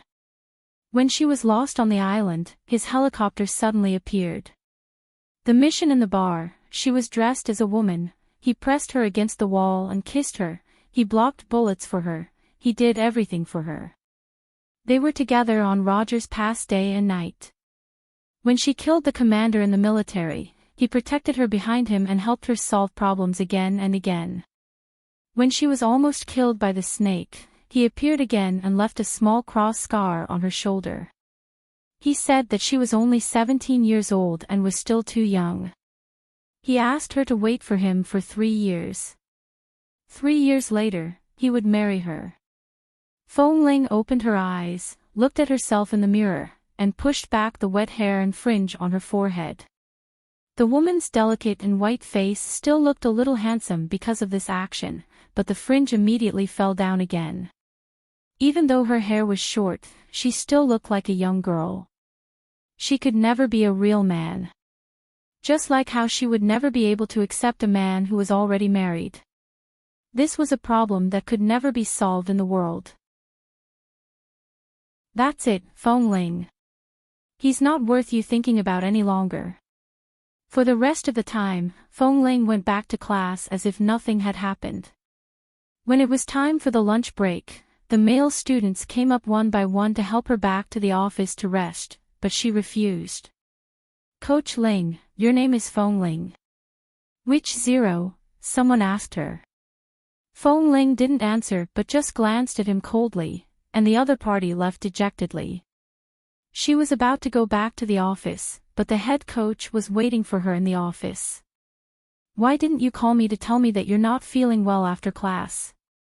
Today's classes are just basic lessons. I'll help you look after them. The head coach looked into her eyes. By the way, that man is still outside. Feng Ling nodded and didn't say much. Obviously, she didn't want to go out to see him. Seeing her sitting back at the desk calmly, the head coach asked again, "Who is this man? Did you know him before?" She was silent for a moment. No matter who he is, you never care about these things. Why did you suddenly ask me today? Because a kid like Chen Beiqing is no match for me. Although the person who came today didn't say much, I felt a clear sense of crisis. At first, Feng Ling didn't understand. After a moment, she looked in surprise at the head coach who was standing in front of the office door with a serious expression. At the same time, she saw the man behind him approaching. Chapter 10:23. Seeing the man approaching, Feng Ling didn't speak anymore, but the head coach's words still startled her. For more than a year, the manager had been taking care of her like an elder. Furthermore, he seemed to be 31 or 32 years old. She had always regarded him as a mentor and helpful friend. She had never thought that he would have other thoughts about her. How could a woman like her, who didn't even have any femininity, be worthy of a man's love? Just her fists alone. The manager sensed the slightly cold gaze behind him. His gaze paused for a moment before he abruptly turned to look at the tall man approaching from behind. Li Nanheng put one hand in his trouser pocket and held a box of antipyretics that he had just bought from the pharmacy next to the martial arts club. He looked at him coldly and stared straight into his eyes. If you can sense the crisis, it means that you are a smart person. Head coach, you can go back to work first. Feng Ling didn't want the past between her and Li Nanheng to affect others, nor did she want those things to be heard by others. The head coach stood in front of the door without moving. Instead, he looked straight into Li Nanheng's eyes. At the same time, when Li Nanheng was about to enter the door, he suddenly raised his hand and blocked the man's footsteps with one arm. Li Nanheng didn't speak. He glanced at the arm in front of him and then raised his eyebrows to look at him.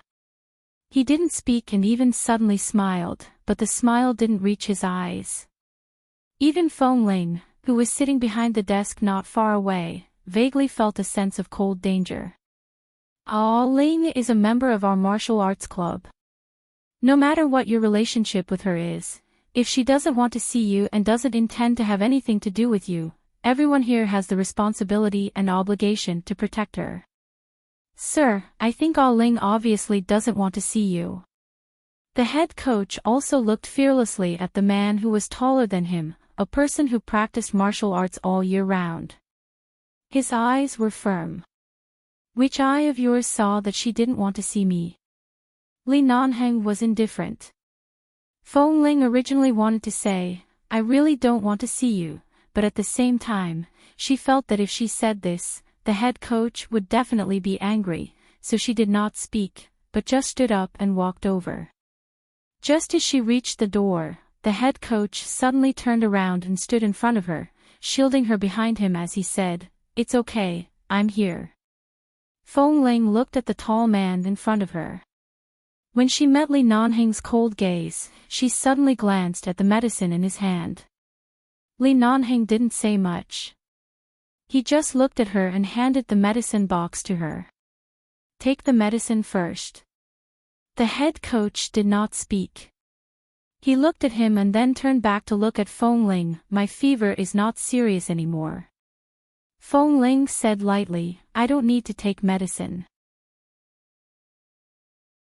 I've been drinking as much water as possible, so it won't be a big problem. Thank you for your concern, Mr. Li, but your concern is really misplaced. You should be concerned about your wife, not me. Hearing this, the head coach didn't know Li Nanheng's identity. Hearing this, his gaze instantly changed and he stared coldly at the man in front of him. Married? Li Nanheng completely ignored the person in front of him and only looked at Feng Ling indifferently. I asked you to take the medicine. Are you reminding yourself or someone else? Feng Ling didn't want to talk to him anymore, so she simply took the medicine and said, Head coach, you go ahead. I'll talk to him alone. Thank you. The head coach was unhappy because this man was married, but hearing Feng Ling's cold and polite voice, he hesitated and simply gave Li Nanheng a warning look. Regardless of whether Li Nanheng paid attention to his gaze or not, he said in a low voice, I'm in the office next door. Call me anytime. Feng Ling didn't speak. When the head coach left, she raised her hand to Li Nanheng. Give me the key. Li Nanheng's cold brows moved. Because the man in the way had left, the coldness in his eyes dissipated a lot. He looked at her in front of the door. What key? Li Nanheng, don't play dumb with me. When I was still sleeping in the early morning, did you enter my house again? When you took the key out last night, did you directly duplicate the key? Feng Ling looked at him coldly. Give me the key. He didn't expect that although this little woman didn't have much life experience, she was clearly not as easy to fool as before. After all, she had lived outside for 2 years. These 2 years were 2 years that he couldn't fully control and only belonged to her. Li Nanheng smiled. But I made more than one copy. Can you be sure that if I give you a key now, I won't have a second copy in my hand? Feng Ling, then give me both. What if I made 10 copies yesterday? Or more? Li Nanheng, what do you want? Feng Ling suddenly put down her hand, her eyes impatient. It's not good for you to pester me like this. You're sick. You had a fever in the early morning. I went to take care of you. Is this pestering? I know you're seriously ill, but you still ran out to work. I told you to go back. Is this pestering? The man took a step forward, stood in front of her, and looked down at her. If caring for you is pestering, then what about that thing just now? Who is the so-called student who sent you the ginger soup? I don't allow you to go to work when you're sick. Is this pestering? Feng Ling didn't want to argue with him. She just frowned and said, I have to work in the afternoon. I don't have the energy to talk nonsense with you here. I'm warning you, bring me the keys before I go home tonight. Don't casually enter my house again. With that, Feng Ling took the medicine and turned away. She did not look at him again. She returned to the desk and said before sitting down, This martial arts club is my area. Please don't come here again, Mr. Li. Li Nanheng stood there without moving. Feng Ling sat behind the desk and looked up at him. Why aren't you leaving? Li Nanheng was silent for a moment. He walked in, pulled out a chair in front of the desk, and sat down. Seeing that he didn't speak but just sat there, Feng Ling looked at him in confusion. "I'm watching you take the medicine." The man glanced at the glass of water in front of her. Feng Ling was silent for a moment, opened the medicine box impatiently, took out 2 pills, and was about to swallow them when the man's voice came again. "Don't you know how to take the medicine before taking it? Just 1 is enough." Feng Ling paused. She did not look at the man but looked down at the instructions written on the medicine box. As he said, she only took 1 pill at a time. It was not good for the body if the medicine was too much. She pursed her lips, put a pill into her mouth, picked up the water, took 2 sips, and put it down. "All right, can I go?" She looked at Li Nanheng. Read the latest chapter of Love is Not Comparable to Your Claw Book House for free. Chapter 1024. Li Nanheng didn't move. He just crossed his straight, slender, and strong legs, casually leaned against the back of the chair behind him, and looked at her indifferently. "How long have you been in this martial arts club?" Feng Ling slowly drank the water in her hand and said disapprovingly, "Haven't you already investigated? Is there anything else you don't know? Do you need to ask me? I really don't know how long you work here." The man didn't hide it. He was still calm under her half-mocking tone. "1.5 years," Feng Ling said indifferently and took another sip of water. 1.5 years. You have been working in such a small martial arts club for so long, which means that your words and your existence have a certain influence in this martial arts club. For example, if you want to recruit an intern coach or assistant, you should be able to decide by yourself, right? Feng Ling was surprised. She abruptly raised her eyes to look at the man sitting there with his legs crossed like a young master. "What do you mean? I'm not in charge of 11 base recently. Feng is doing it for me. I'm basically semi-unemployed now." Li Nanheng raised his handsome eyebrows as he spoke. "How about staying as your assistant? Coach Ling, please take me in." Feng Ling, no matter how high Feng Ling's guard was, she was still caught off guard by his words. 11 base was not under his management for the time being. He was half unemployed and wanted to be an assistant. Was he asking for shelter?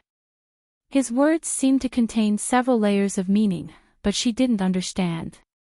For a moment, she held the cup of water and didn't say anything. She just looked at him strangely. Li Nanheng could tell at a glance that her inexperienced little head couldn't understand this. He put down his legs, sat on the chair, leaned close to her desk, put one hand on her desk, and raised his eyebrows at her. "Isn't this place just teaching close-range combat? You learned all these things from me. I should be qualified to be an assistant coach, huh?" Feng Ling still couldn't react. She stared at him for a long time before putting down the cup with a cold expression. The cup made a crisp sound when it hit the table. "This is not a place for you to mess around, Mr. Li. Please respect my work. I'm asking you to take me in." "How is that disrespectful?" Feng Ling frowned. "You're the boss of 11 base. Why are you here as a coach?" Li Nanheng smiled. "You are an excellent sniper from 11 base and the champion of the women's team in close combat. Why are you working as a coach here?" "I was desperate. I had to find a job that suited me. Do you think everyone is like you? Even if you don't have 11 base, you have the Li family behind you. Even if you don't have the Li family, you have Dr. Qin and Mr. Mo behind you." Li Nanheng's expression did not change, but he still faintly smiled. It seemed that although this little girl usually did not show anything on the surface, in fact, she knew many things very well in her heart. She could even see his frequent contacts with Mo Jingshan and the underground arms business, but she probably didn't know what kind of business he was doing. She only knew that he didn't lack anything. Li Nanheng continued the previous topic. I'm also desperate now. The elders of the Li family were angered by me. They drove me out of the base and wanted to sever ties with me. Now I'm also a poor person. No one wants me. I just don't know if Coach Ling will take me in. Feng Ling was puzzled. Hasn't 11 base been handed over to you long ago? Apart from using their status as elders to suppress your arrogance, how could they have the ability to drive you out of 11 base? Li Nanheng didn't explain but just looked at her. Don't talk nonsense. We've known each other for so long. You and I don't talk nonsense.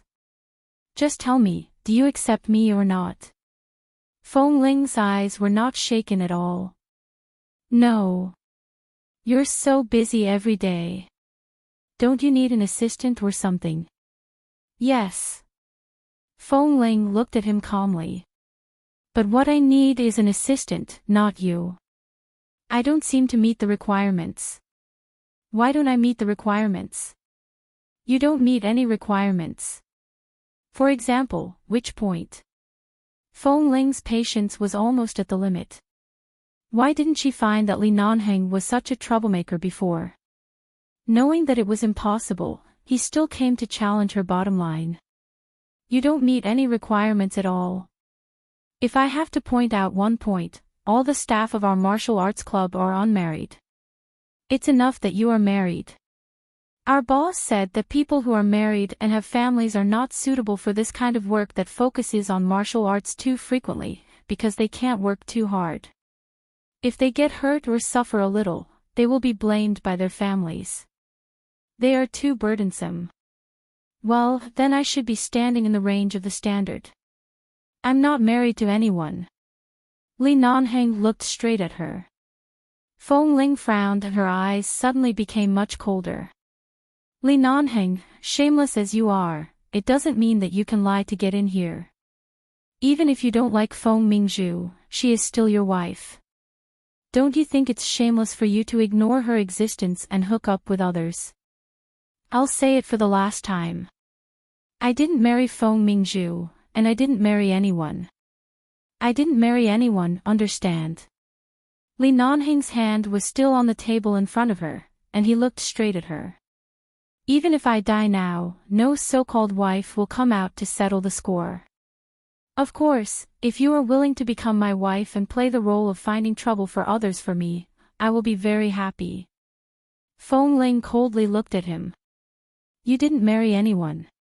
Are you trying to say that the major mainstream media in Los Angeles 2 years ago are fake? Li Nanheng.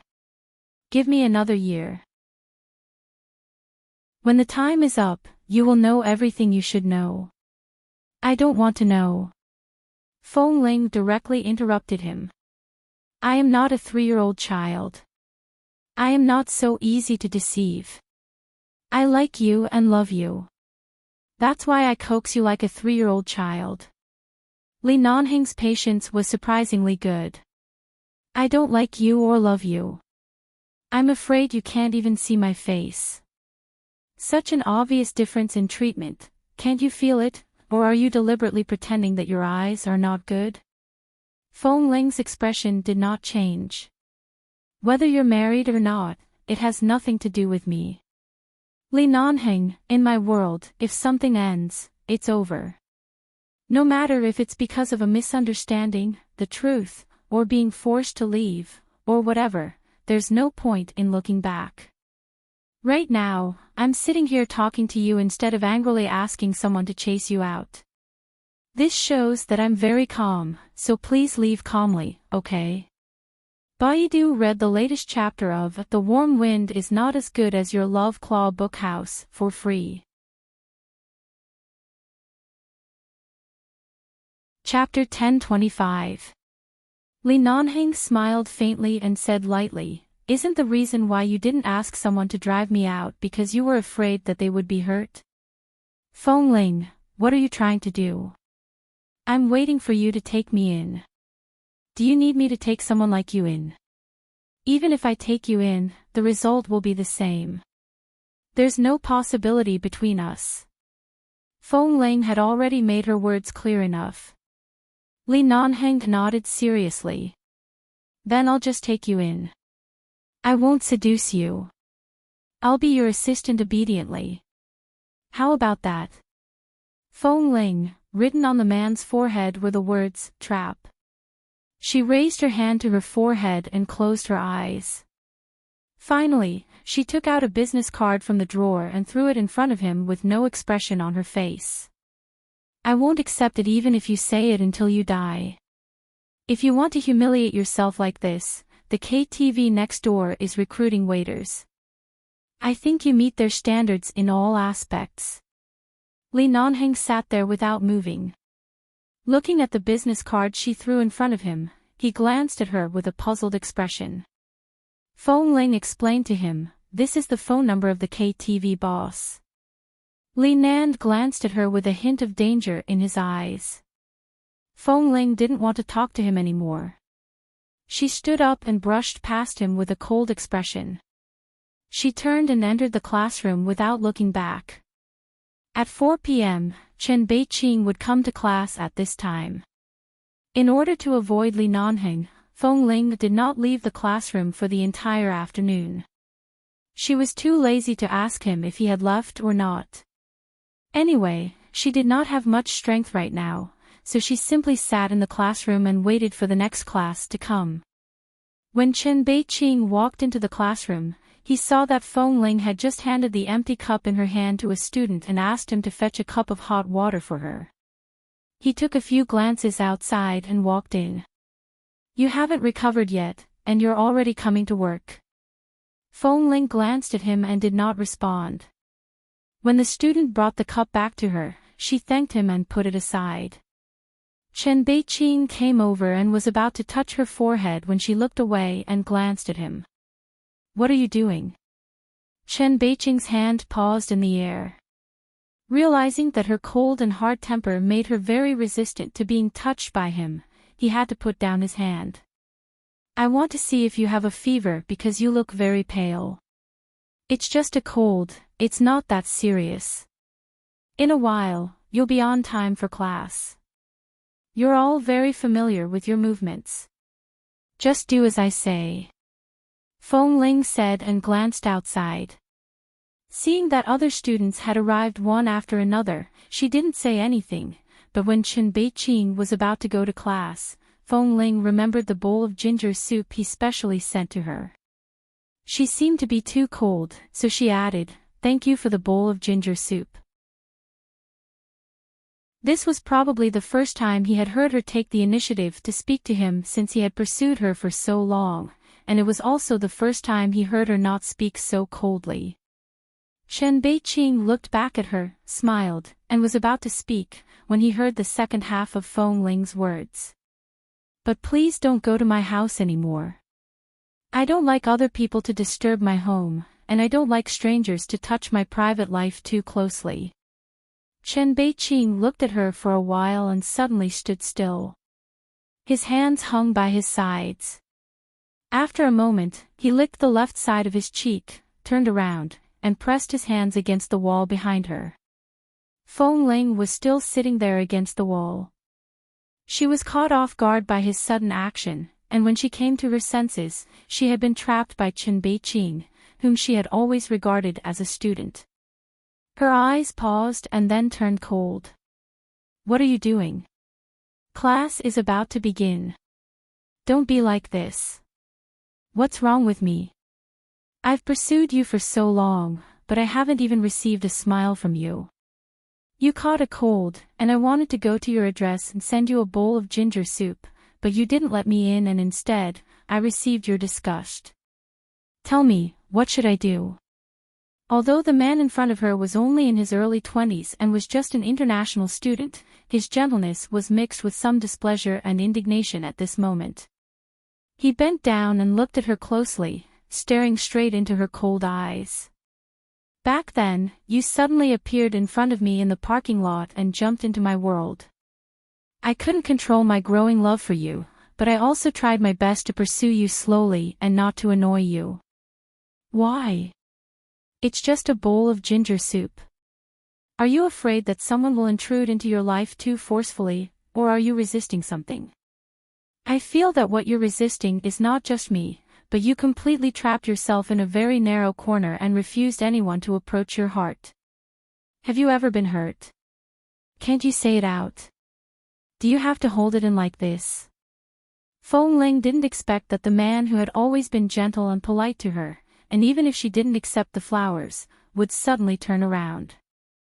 It really gave her a fright.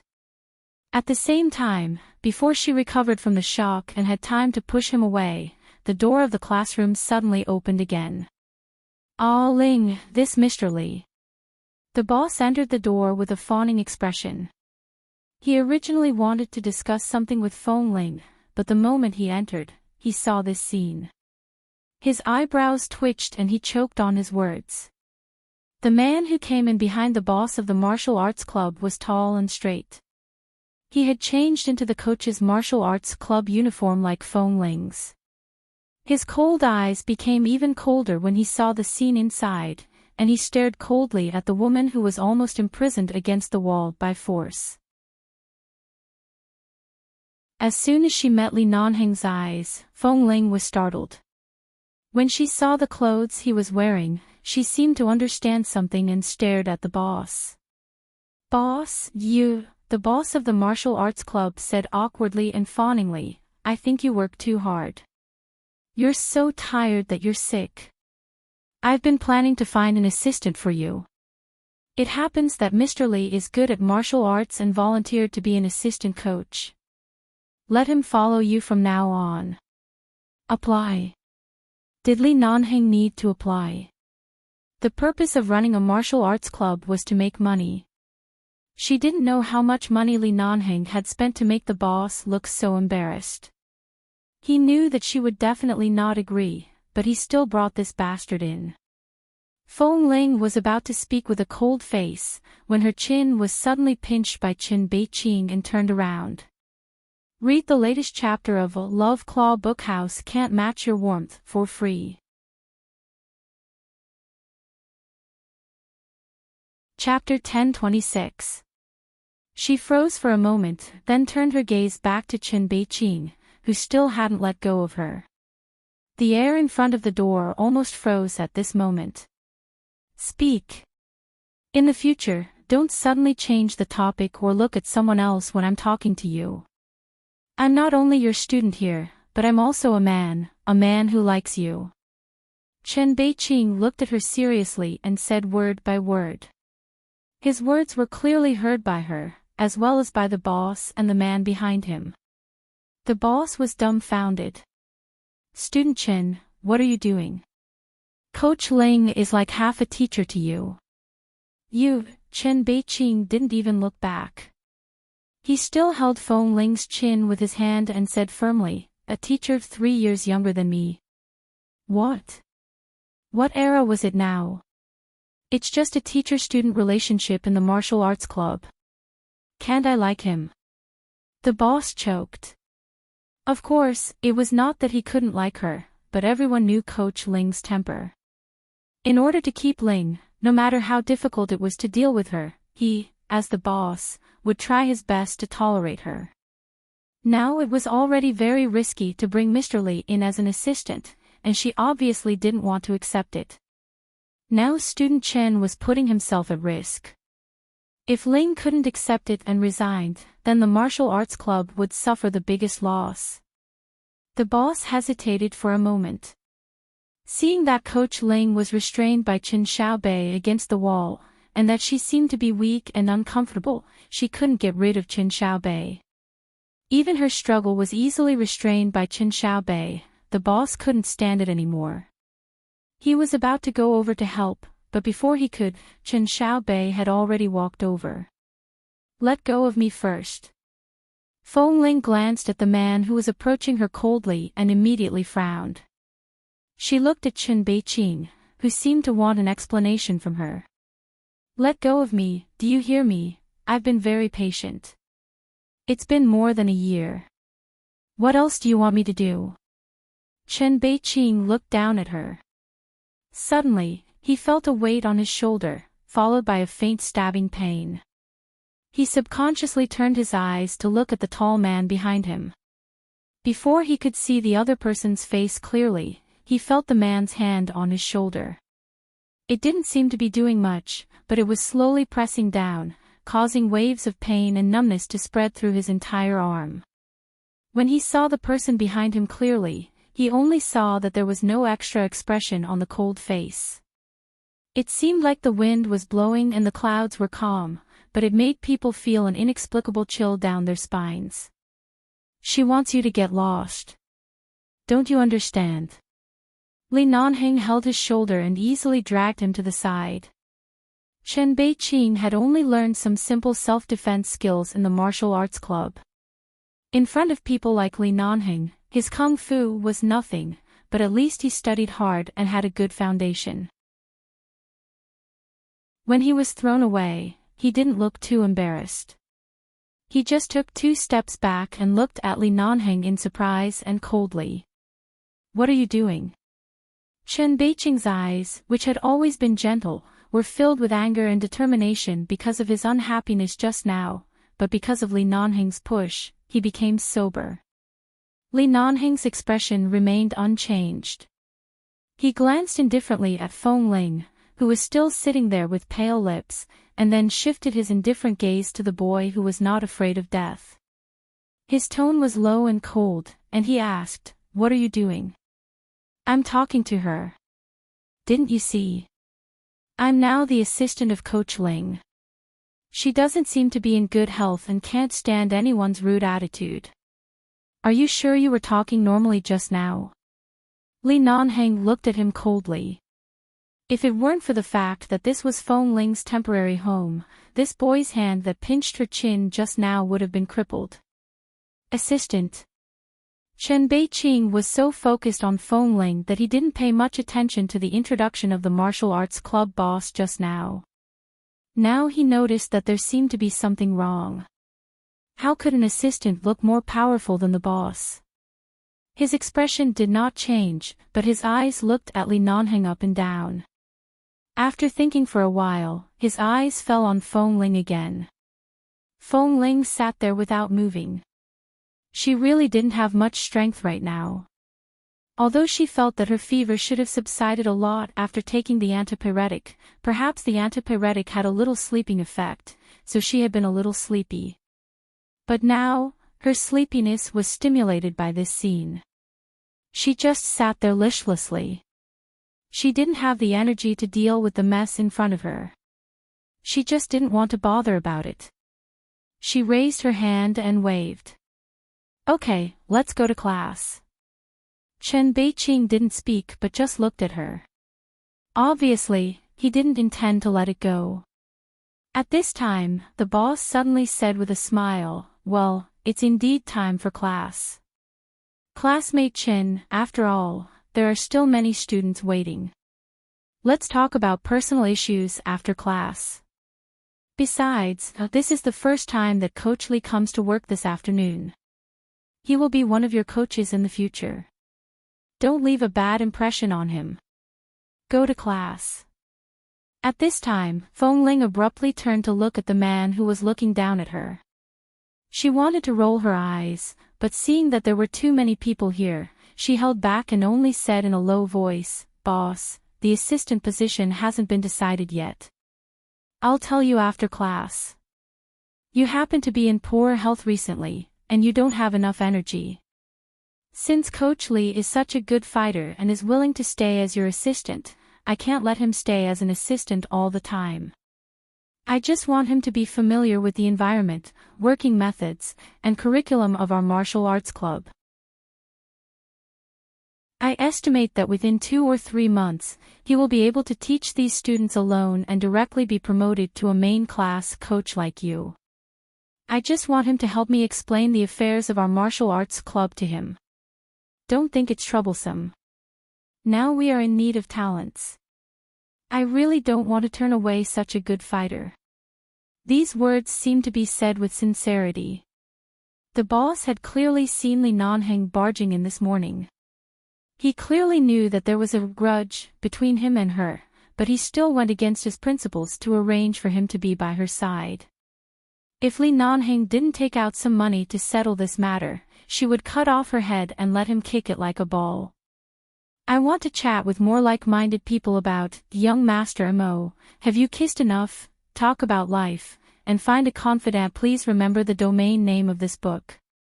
For mobile version website, M.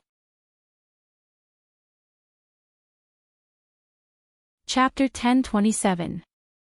No matter how impatient Feng Ling was, the boss had already spoken. She then waved her hand. All right, you guys go to class first.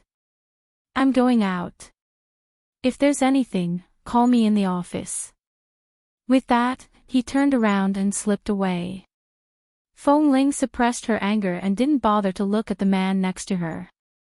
She just glared at Chen Beiqing, who was standing there as if he wouldn't give up until he made things clear.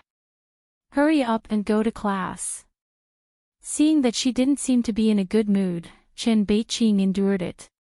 Under the gaze of a group of students in the classroom, he pushed his cheeks with the tip of his tongue again, turned around, and walked into the line with a sullen face. He went to his usual seat in class. It wasn't until the group of students began to prepare themselves for class that the classroom returned to its usual quiet and orderly state. Feng Ling sat in her seat and turned to look at Li Nanheng. Li Nanheng also stood on the spot. He glanced sideways and lowered his head to look at her. His brows were slightly raised. Seeing his obviously proud expression, Feng Ling glared at him harshly and swallowed the words in her throat. In the end, she said with an ugly expression, "What are you looking at? Do you think it's so easy to be my assistant? Do you think you can get a free salary just by standing here staring at me?" The man smiled faintly. "So, what does Coach Ling need me to do now? From the standard basic movements these people are doing, you can tell what they are learning. Go and see for yourself. Whose posture is not standard and who's bad. Go and supervise them." "I'll sit here and rest," Feng Ling instructed coldly. Hearing her commanding tone, Li Nanheng frowned and chuckled. "All right." With that, the tall man walked into the classroom. Looking at the man's back, Feng Ling raised her head and rolled her eyes helplessly toward the ceiling. Then, a few minutes later, Feng Ling heard the screams of several students who didn't perform particularly well. Hearing those screams, she could imagine the scene. Ah, be gentle. Even if he is a coach, he is just an assistant to Coach Ling temporarily. Besides, you are a newcomer. Do you know how to teach? It hurts so much. Ah, hearing the continuous cries inside, Feng Ling closed her eyes. To be personally taught this set of movements by Li Nanheng, the students didn't know whether they were lucky or unlucky. After all, she had learned most of her skills at 11 base, and he had taught her a lot. One had to know that this newcomer was not an exaggeration to say that he was their founder. "Oh, my mother, my bones are going to break. Be gentle, help. Coach Ling, help, help." After half of the class, the students realized that Coach Ling's usual strictness and indifference were very gentle in front of this new assistant coach. This person was the real devil.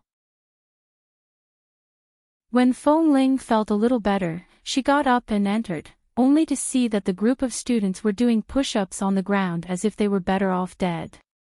They were doing the most basic balance training, which was the simplest single-body balance posture. Ordinary people would tremble all over if they couldn't even hold it for 30 seconds. Looking at the current state of the students, it had probably been more than 5 minutes. It was just like when Li Nanheng dragged her out to do devil training in the middle of the night. Especially Chen Beiqing, who had some doubts about Li Nanheng because Li Nanheng had dragged him away just now. It was not that women were very sensitive, but men were also particularly sensitive to certain things. For example, the indifference and hostility of this new assistant coach to him was very obvious. Obviously, it was cruel for everyone to just hold the ground with their bare hands for 5 minutes, and some people couldn't hold it anymore and had already fallen to the ground. And Chen Beiqing didn't just do the same. Li Nanheng stood half a meter away from him and kicked his leg. Straighten. Lengthen. Your knee is bent. I told you to straighten, can't you understand? Don't shake your hand. You're a big man and you can't even hold the balance for 5 minutes. What kind of man are you? Chen Beiqing gritted his teeth secretly. He was about to lose his temper, but when he turned his eyes, he suddenly saw Feng Ling standing at the door. He immediately maintained the same steady posture and didn't say anything, but the sweat on his forehead revealed what he had been through. Li Nanheng, come out, Feng Ling said coldly. Li Nanheng looked back at her and said indifferently, Coach Ling, what can I do for you? Or are you not satisfied with my way of education? No, come out. Let's talk. Feng Ling said and turned to walk to the bench outside the classroom. Li Nanheng didn't move.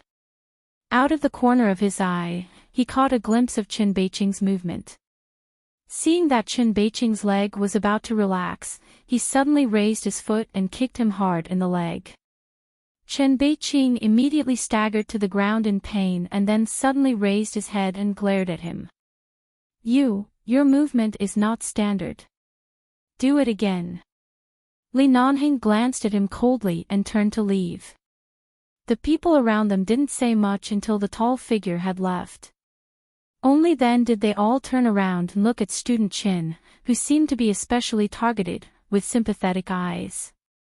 Cough, well, Beiqing, are you okay? Chen Beiqing got up and looked down at his leg, which was almost broken by the kick just now. Because everyone else was still doing it, and there were surveillance cameras in the classroom, if he stood here for too long, Coach Ling might say something when she checked the surveillance cameras in the classroom, so he bent down and continued to do it. But when he bent down and put his hands on the ground, he looked out, only to see that Li Nanheng had gone out, and he couldn't help cursing. Damn, as if feeling the hostile gaze behind him, Li Nanheng didn't stop. When he walked out of the classroom, he suddenly looked back and met Chen Beiqing's unhappy gaze. The two men just looked at each other silently. Chen Beiqing didn't avoid his gaze, nor did he make any unnecessary movements. He just looked at him directly. Li Nanheng put one hand in his trouser pocket and snorted coldly, but the smile didn't reach his eyes. He left. When he left the classroom, he saw Feng Ling standing a few meters away, waiting for him. It was just that he had a serious expression on his face, and it was obvious that he wasn't going to say anything nice. I want to chat with more like-minded people about, young Master Mo, have you kissed enough, talk about life, and find a confidant. Please remember the domain name of this book. For mobile version website, M. Chapter 1028. Feng Ling looked up at him. Hearing that he came out, Feng Ling looked up at him. The man's eyes were so calm that it seemed that he was just working seriously and didn't have any other thoughts at all. She frowned and said, What do you want? I said this place is not suitable for you, and I don't intend to take you in, so you put your hands on my boss, right? Li Nanheng, you don't lack money. What you lack is time. Do you have to waste your time on me? Coach Ling, Li Nanheng said indifferently, Isn't it time for class? Are you sure you want to discuss these irrelevant things with me at this time? Feng Ling paused and then glared at him fiercely. Don't call me Coach Ling. Then what should I call you? Li Nanheng smiled faintly. His voice was low and slightly hoarse, but also seemed to be inexplicably bewitching. Or should I call you boss instead? Feng Ling. She looked at him as if he was crazy. How do you feel? Do you have a headache? Li Nanheng changed the topic at the right time when she was about to lose her temper. Feng Ling didn't look at his concerned eyes, turned her face away expressionlessly, took a step back, sat on the chair behind her, and said coldly, "It's just a cold. I won't die." "Then sit down and teach me today's class," the man said and turned to go back. "Wait a minute." Feng Ling abruptly stopped him. "I definitely won't let you stay. If you insist on teaching this class for me, then go ahead. Just treat it as you owe me. But let me warn you, they are all my students and have nothing to do with me. Don't vent your anger on anyone because of your personal anger." Li Nanheng seemed not to hear her. He slowed down for a moment when she spoke, but only for a moment. Then he walked in without looking back. Feng Ling sat outside and raised her hand to rub her aching head. The boss must be crazy. How could he really take him in? For this group of students, this lesson couldn't be described with just the word deep water. But since they all came to the martial arts club to learn, of course, they were interested in this aspect and must have seen all kinds of relevant learning materials and videos. The new assistant coach's skills were obviously not simple, but they didn't know who he was. Although everyone thought he was too strict and ruthless, he did teach very well and to a high standard. Coach Ling was already the best fighter in the entire martial arts club and the best teacher.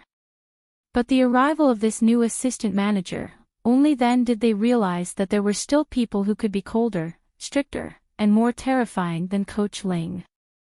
They were also faster, better, and more powerless to resist.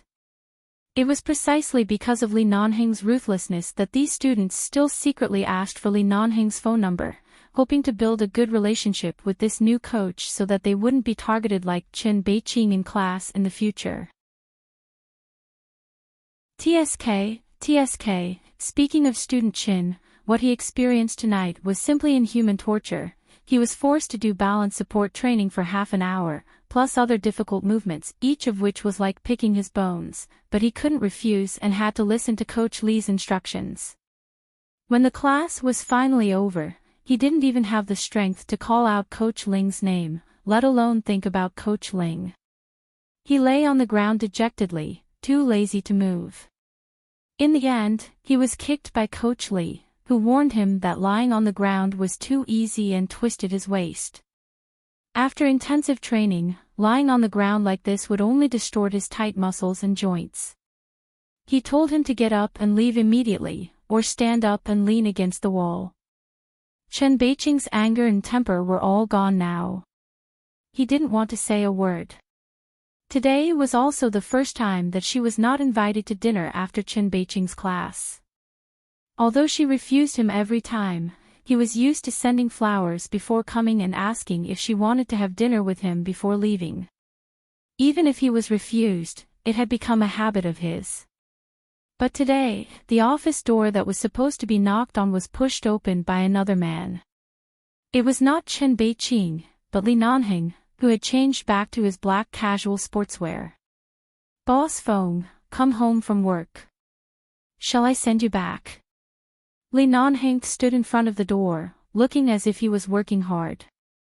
He looked like a proper person, and it really seemed like that was the case.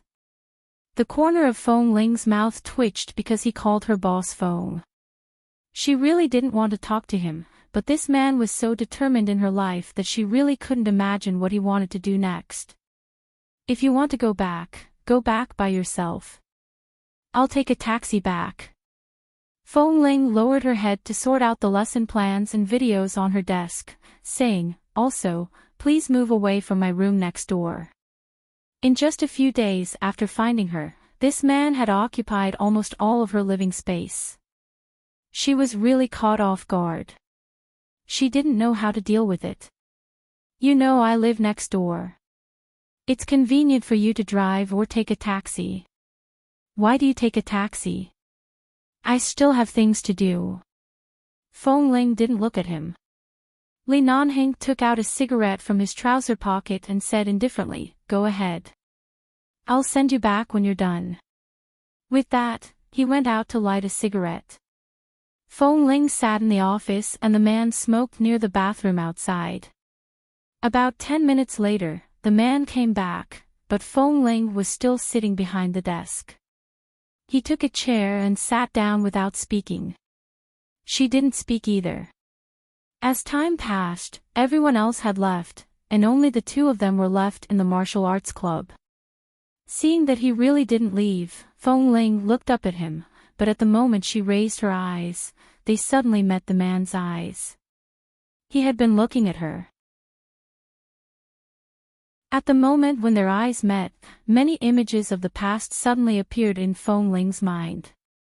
Who would have thought that the person in charge of 11 Base would condescend to live in a cheap rental house in a place like Boston and come to such a small martial arts club to beg to be her assistant?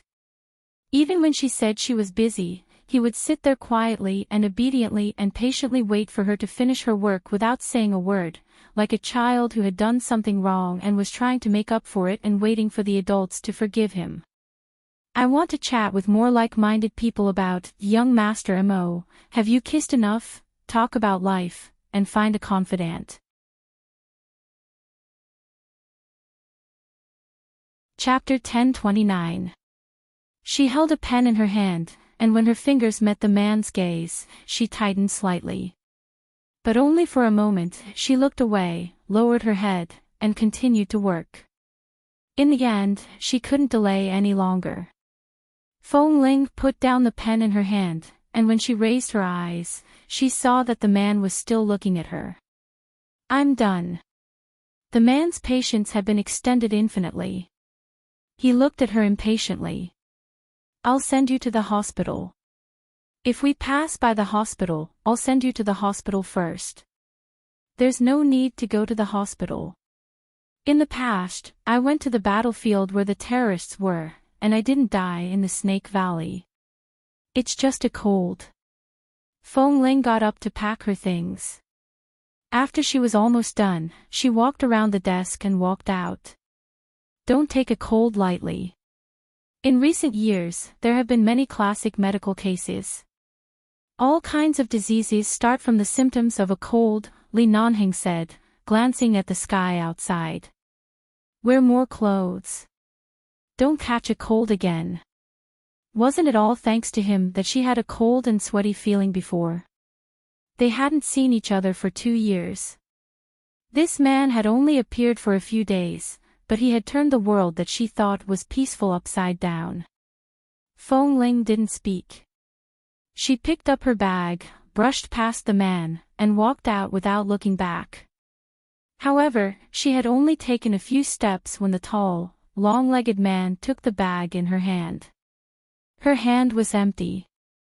She turned her eyes abruptly, only to see that the man took her bag to the side of the car, opened the door, and threw the bag in. At the same time, he opened the door and motioned for her to get in. Seeing that she didn't move, Li Nanheng was still patient. Come here.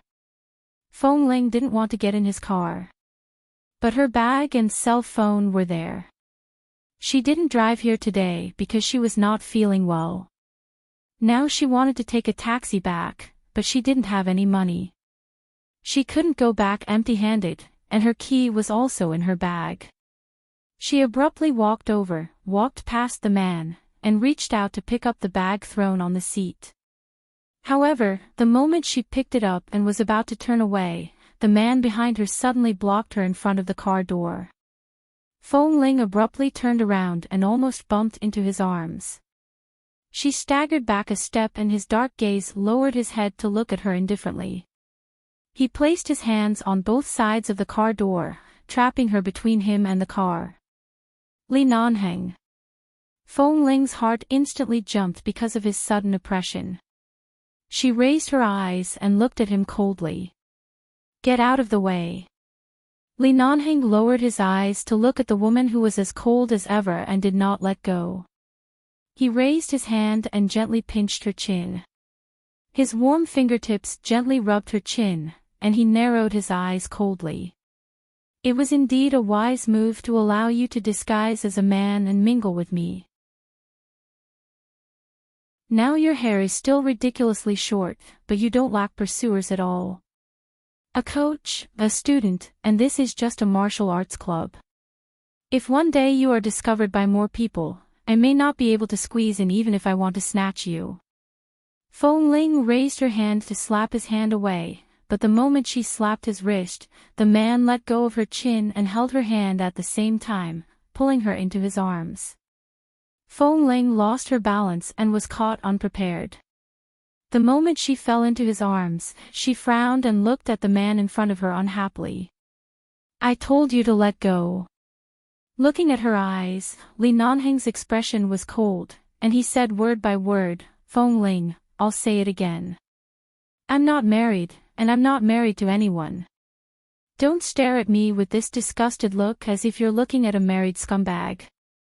Feng Ling tried to pull her hand out of his palm, but the man not only refused to let go, but pressed her hand against his chest, holding it very tightly. He had no intention of letting go. Whether you're married or not has nothing to do with me, she said angrily.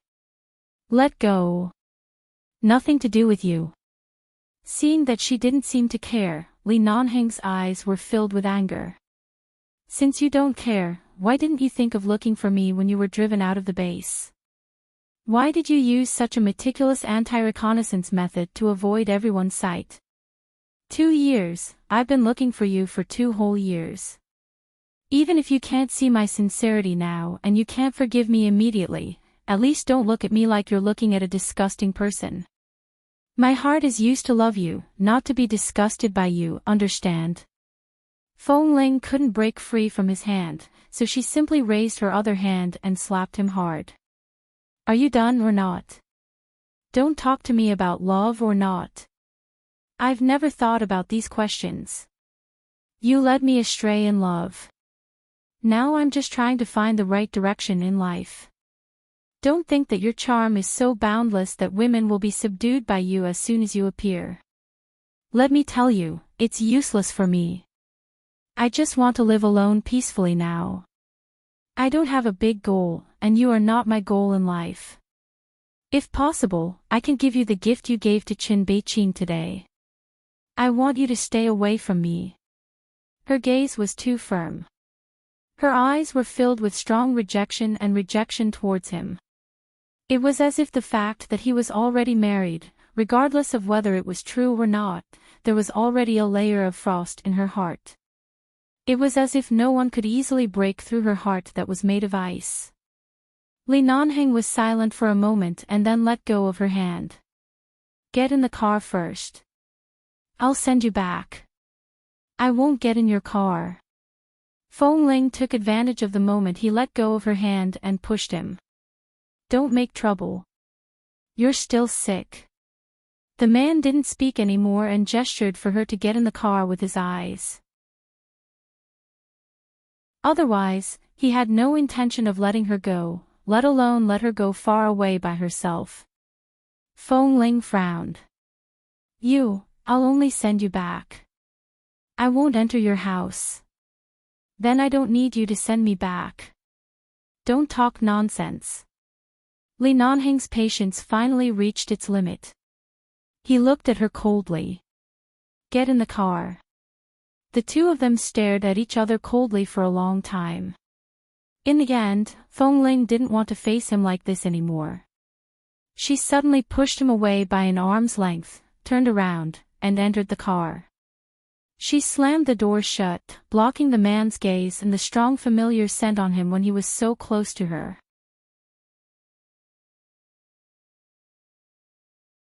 Chapter 1030. On the way back, Li Nanheng didn't say anything. He let her sit in the back and rest with her eyes closed. After sending her home, he watched her enter the house and slam the door, but he didn't intend to come in. After closing the door, Feng Ling locked the door from the inside and buckled the hidden lock inside the door. After making sure that even if he had the key, he couldn't open the last hidden lock outside, she turned back to the bedroom. She took the time to take the thermometer to take her temperature. Although she had taken medicine during the day, it was still more than 38 degrees. No wonder she had been feeling uncomfortable.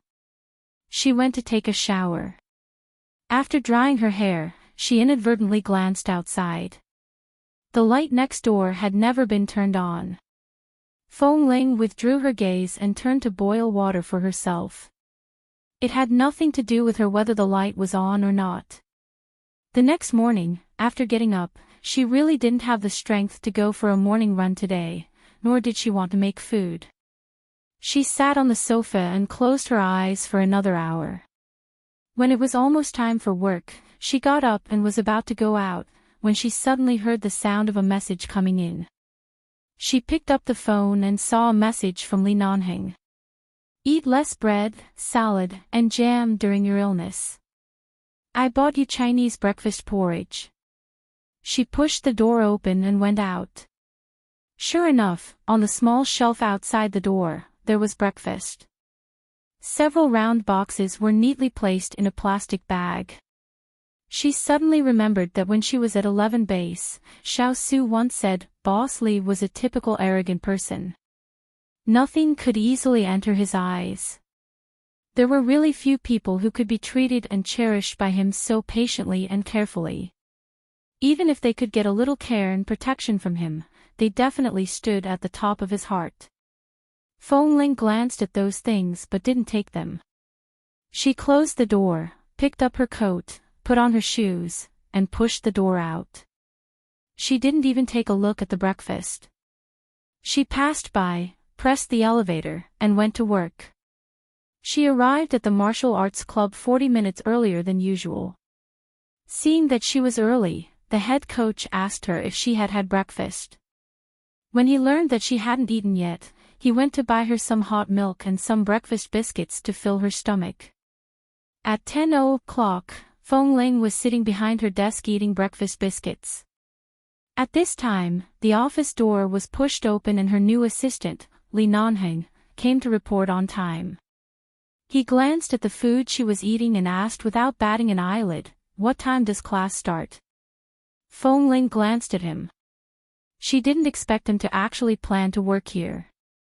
She glanced at the time, picked up another biscuit, and said coldly, "Right away." However, when he was about to change his clothes, he glanced at the breakfast biscuits on her table out of the corner of his eye. At the same time, he saw a bag of the same biscuits on the head coach's desk next door. His eyes turned cold and he turned to leave. In the past 10 days, Li Nanheng was taken in by the boss of the martial arts club. The one who suffered the most was Chen Beiqing, who was tortured every time he came to class. In particular, Chen Beiqing habitually asked someone to send flowers to Fong Ling before class. Previously, the flowers were picked up by the cleaning auntie and placed in the vase as decorations. Now, he couldn't even enter the martial arts club. Except for Fong Ling and the head coach, all the staff in the martial arts club said in unison that the weather had been cold recently, their noses were uncomfortable, and they couldn't stand the smell of flowers or pollen, especially roses. In the past 10 days, Fong Ling saw the warm breakfast outside the door every morning and walked by expressionlessly as usual.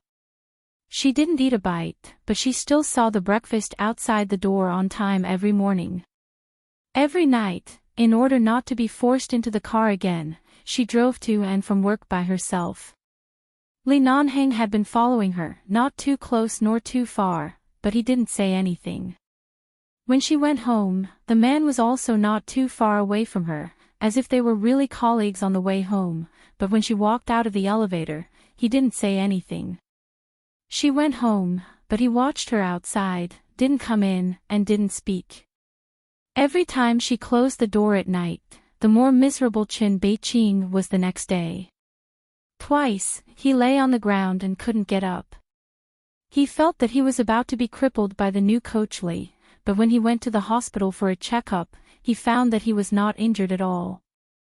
However, the movements that Coach Li asked him to do were all movements that could make people exhausted. They did not seem to have many ups and downs, but in fact, they were very tiring. The kind of tiredness that could kill him after a long time. After 10 peaceful days, when Chen Beiqing heard a crisp sound from his arm again, he suddenly turned pale from the pain and tried to pull his hand back, but Nanheng looked at him coldly. The muscles and bones in your arm are so fragile. You can't even twist and balance.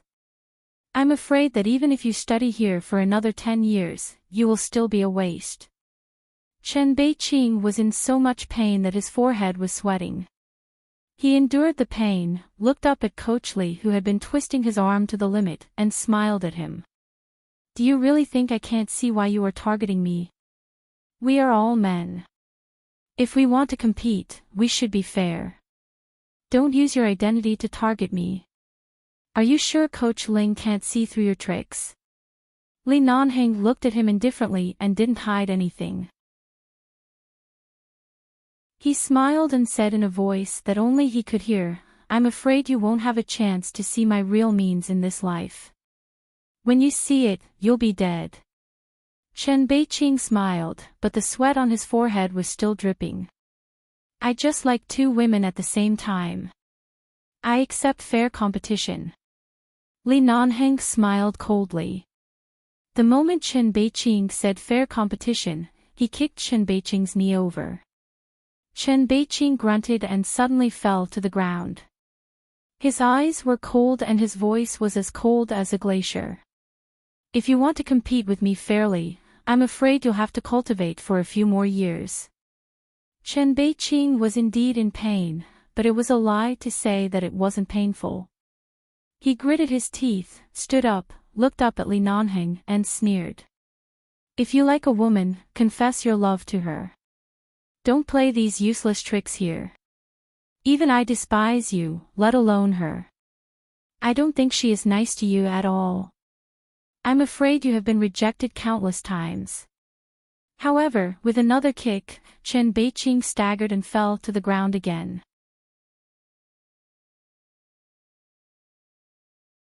Chapter 1031. Chen Beiqing endured the sharp pain all over his body. The moment he raised his head, he heard the man's condescending and cold voice. When I was honest with my woman, you were still sitting on a piece of diapers and playing with mud. Chen Beiqing frowned and was about to stand up, when his shoulder was pressed by the man. The pressure exerted on him forced him to kneel on one knee and couldn't get up. But Chen Beiqing could feel that Li Nanheng must have known Coach Ling longer than him. But even so, Chen Beiqing had no intention of admitting defeat or giving way. Even though he was pressed to the ground by his shoulder and sweat was dripping down his forehead, he still sneered. You were chasing her when I was still wearing a diaper. It seems that you haven't won her heart for a long time. You are really a senior. You must have more experience of failure than a newbie like me. Seniorly, please remind me what she hates most about you. The pressure on his shoulder increased again, making Chen Beiqing suspect that his shoulder would be crushed by the man in the next moment. You're courting death. Li Nanheng. At this time, the door of the classroom was opened and Feng Ling walked in. Seeing this scene, she was not surprised at all. She looked at Chen Beiqing who was still unwilling to admit defeat even though he was pressed to the ground, and then turned her eyes to the other man. What are you doing? Li Nanheng expressionlessly moved his hand away from Chen Beiqing's body, clapped his hands casually, and glanced at her with a faint smile. Nothing. He was trying to cover it up, but his attitude was so perfunctory. It was clear that he didn't like Chen Beiqing. Feng Ling didn't bother to meddle in their business these days. These 2 people were crazy. They fought with each other in the open and in the dark every day. She really didn't want to interfere. Anyway, both of them were big trouble. If one of them died, there would be one less. Perhaps only when both of them were crippled would her world be peaceful. The coach wants to talk to you. Come out for a while. Feng Ling said and turned to leave. Seeing that Feng Ling didn't even bother to look at them, Li Nanheng shook off the man on the ground. Chen Beiqing half knelt on the ground and also looked at the man who had turned to leave. Then the two of them looked at each other indifferently and then looked away coldly and silently. When Li Nanheng also went out, Chen Beiqing got up from the ground, picked up a bottle of mineral water and poured it on his head. After sobering up, he raised a towel and wiped his face with it. Then he looked outside, with one hand on his waist, gasped violently in the classroom, and slowly calmed his breath while pacing back and forth. He needed to think of a countermeasure, but after thinking for a long time, he found that he really didn't even know who Li Nanheng was. It seemed that it was not easy to compete fairly. In the office, when the coach saw Feng Ling, he came over with a smile and was about to talk to her, when he suddenly caught a glimpse of Li Nanheng who came in. The smile on his face instantly disappeared, and he looked up at the man in front of the door. "The boss is not here these 2 days. Leave the things here to me for the time being. Recently, there have been a lot of people applying to be coaches in the martial arts club. Mr. Li, you don't have a good reason to come here. I don't know how good your martial arts skills are.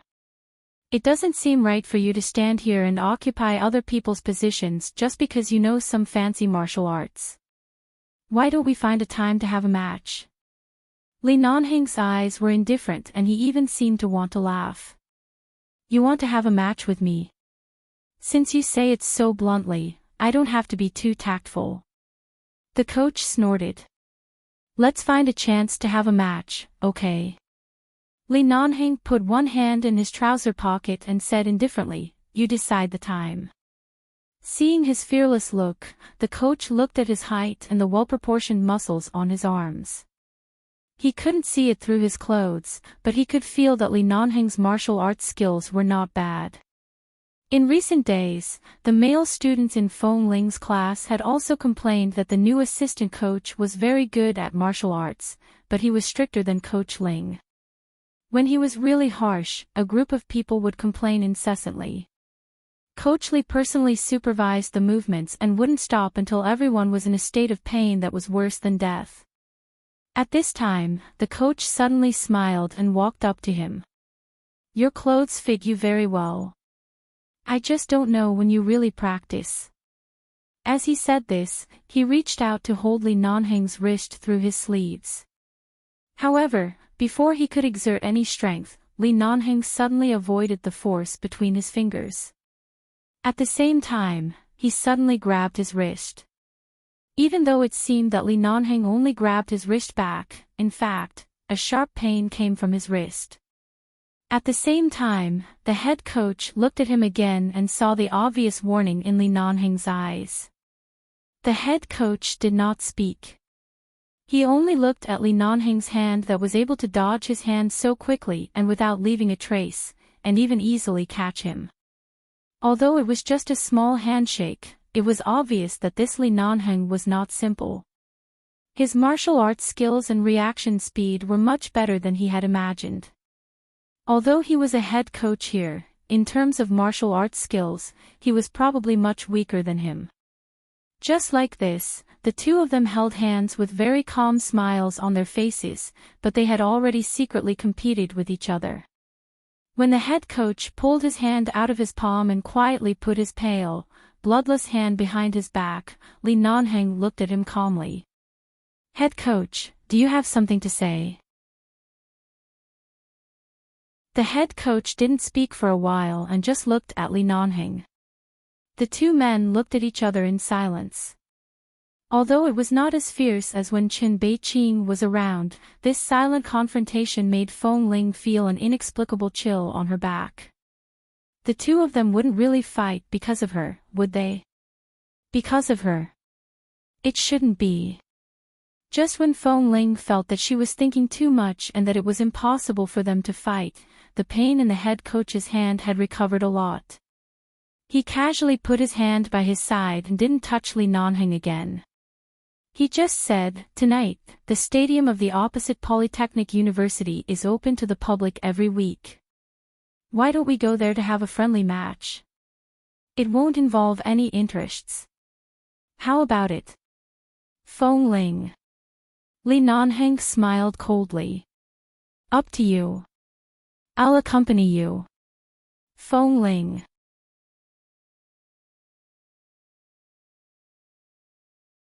Chapter 1032. In the evening. While Li Nanheng was still supervising the movements of the students, Feng Ling walked out of the classroom and went straight to the head coach. Head coach, don't go to the stadium at night, Feng Ling said. The head coach's class today had already ended. He had changed his clothes and was waiting for them to go to the stadium together. Hearing her words, he looked up at her. Why? Are you afraid that I can't beat him? No, I just don't think there's a need to fight. It's meaningless. Do you understand what I mean?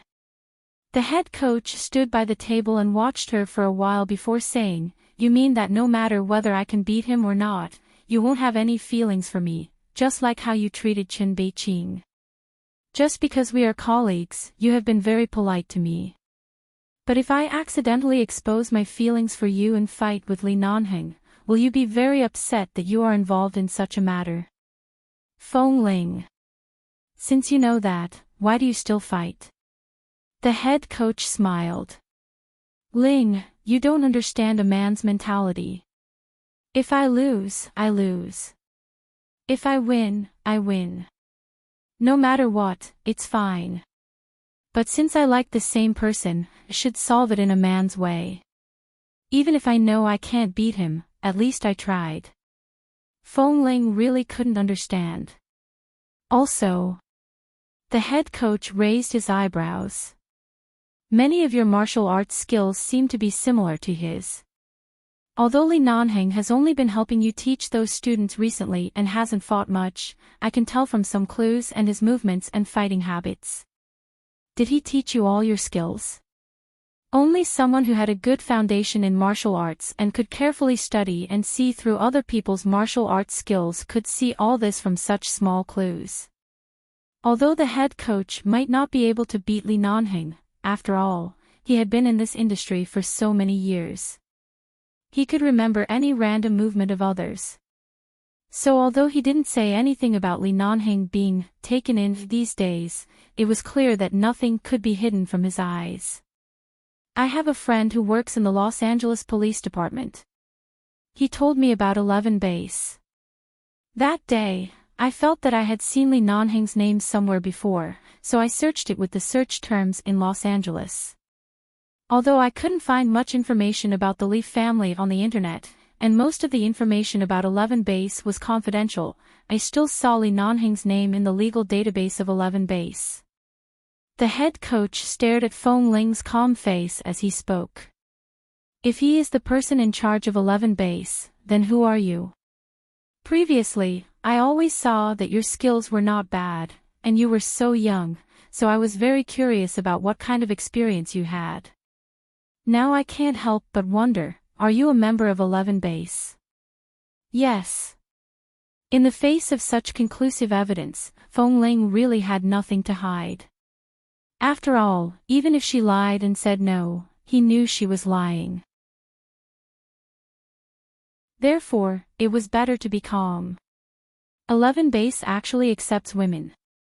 If 11 Base was willing to accept women, I wouldn't have come to Boston right now. Feng Ling didn't explain too much. After saying this, she thought for a moment and said, Those are all in the past. I don't want to mention it again, but since you've guessed his identity, don't fight. The head coach only smiled, glanced at the classroom not far away, and then looked at the time on his wrist. I'll wait for him. Feng Ling frowned. You still want to fight? Why not? The head coach raised his brows. Feng Ling, at night. In the gymnasium of the Polytechnic University. In Feng Ling's eyes, the fight between the two men was too childish and strange. She really couldn't figure it out. Both of them were grown men in their 20s. Li Nanheng usually disdained to fight with others, and the head coach was usually the steady type, but they actually hit it off and ran over to fight as soon as they said they were going to fight. She couldn't be bothered to go to the stadium and directly drove home. After entering the house, she directly locked the door, too lazy to pay attention to the two lunatics. In the stadium, the two men didn't fight for long. The head coach knew he couldn't win and kept defending. Li Nanhing could also see that the other party was also testing him, so his attacks were very perfunctory. In the end, after spending more than an hour, there was no result. The two tall and long-legged men finally couldn't be bothered to fight anymore. They both lay on the ground of the stadium, panting. They didn't continue fighting, nor did they speak. They just lay there, watching the lights above the stadium. It's really my honor to be able to compete with the boss of 11 base here. The head coach looked at the lights above and said while panting, "I thought you wanted to directly come here to cripple me. I didn't expect you to be letting me win." Li Nanheng also only panted a few times. He lay there and snorted disapprovingly. "You really know quite a lot. I also just learned that you are the boss of 11 base." At first, I was indeed shocked, but thinking about All Ling's skills, I was already amazed. Your appearance and your identity as the boss of 11 base only made me finally understand where she learned her skills from. As expected of the famous 11 base. Even a little girl can learn such good skills. If I wanted to go because of the fame, I wonder if they would still accept me at my age. The head coach said while smiling. Li Nanheng didn't answer but just looked at the lights above indifferently. There was a moment of silence. Finally, the head coach stood up, sat on the spot, and looked at the empty stadium, saying, "Although I don't know why All Ling left your 11 base, in my impression, when she first came to our martial arts club a year and a half ago, she was so quiet that many of us wondered if she had a personality defect. Later, we found that although the way she taught the students in class was strict and indifferent, she was very meticulous and taught well. Over time, we confirmed that she just didn't like to communicate with others and never liked to talk nonsense. Moreover, she was very defensive and wouldn't get too close to anyone. At that time, except during class time, she was always alone. When we went to talk to her, she just looked at us silently and didn't have the slightest intention to integrate with others. She was like a loner. I began to notice her from then on. I really have never seen a girl with such a personality." The head coach smiled and said, inexplicably, "I feel that under her silence, there must be injuries and thorns all over her body. Otherwise, she wouldn't have such a thick armor and wouldn't refuse everyone's approach. I have always been wondering what kind of experience she had."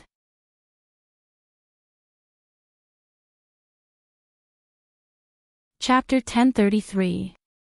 Li Nanheng did not speak. The head coach continued, "After that, I asked her several times about her past, but she refused to say anything. She only said that it was not a good memory. In fact, I was more curious about where she learned to be so skilled. She was so young, but she didn't say anything. Even her name was All Ling. This All Ling is a mystery to all of us. But because she is really good at martial arts, the boss cherishes talent very much. Even though she is mysterious, he still kept her until now. Every time there's a festival, whether it's a Western festival or the Chinese New Year, which is very important to the Chinese, I find that she's always alone. She never celebrates a festival, and she never mentions her birthday. She goes to work and gets off work on time every day, and she still doesn't communicate with others. Now that we've known each other for a while, she occasionally talks to me, but it's all about work. She still doesn't talk about anything outside of work.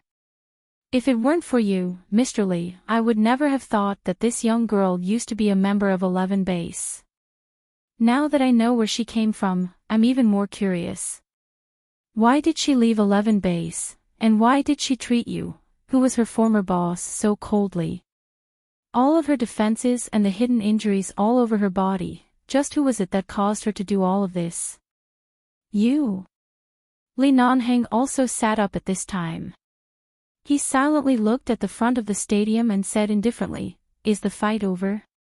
Can I go now?" The head coach turned to look at him and suddenly chuckled. "She is a mystery that we can't solve. Perhaps only you can understand.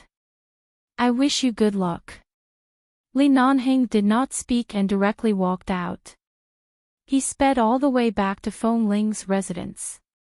When he arrived outside, he looked at the tightly shut door. Without thinking, that woman had locked it from the inside again. Li Nanhing was about to turn to open the door next door when his footsteps suddenly paused. There seemed to be some residual smell in the air. The smell was very faint, but it was very obvious. Out of the corner of his eye, the man saw a footprint on the ground left by the sole of a shoe, and then glanced at the open door of the safety passage escalator not far away. 10 minutes ago. Feng Ling was taking a shower in her room. After the shower, she heard someone knocking on the door. She was too lazy to pay attention to it. Hearing the person outside knocking persistently, she glanced at the light next door and thought that Li Nanheng had returned from the fight with the head coach. She didn't know whether he had won or lost. She guessed that if he won, he probably came to show off to her. If he lost, he probably came to vent his anger on her. Anyway, it was nothing good, so she was too lazy to open the door. However, she was annoyed by the knocking. She suspected that Li Nanheng was drunk. Otherwise, why would he knock so hard? She got up impatiently and walked out. She pulled the door open and said, "Li Nanheng, I'm warning you. In the future, don't." Before she finished speaking, she instinctively raised her guard when she saw the 3 strange men standing outside the door. At this time, no one else knew that she lived here. She thought it was Li Nanheng, so she walked out angrily and was unprepared. When she subconsciously wanted to close the door, the 3 people outside the door had quickly stepped forward and held her shoulders. When she struggled to fight back, another person directly pressed her against the door, picked up a slightly wet square cloth, and pressed it against her nose. The moment Feng Ling smelled the smell, she instinctively held her breath. However, because she took a breath, she was dazed for a moment. At this moment, the 3 men pressed her hands and feet and then pressed the cloth between her nose and mouth.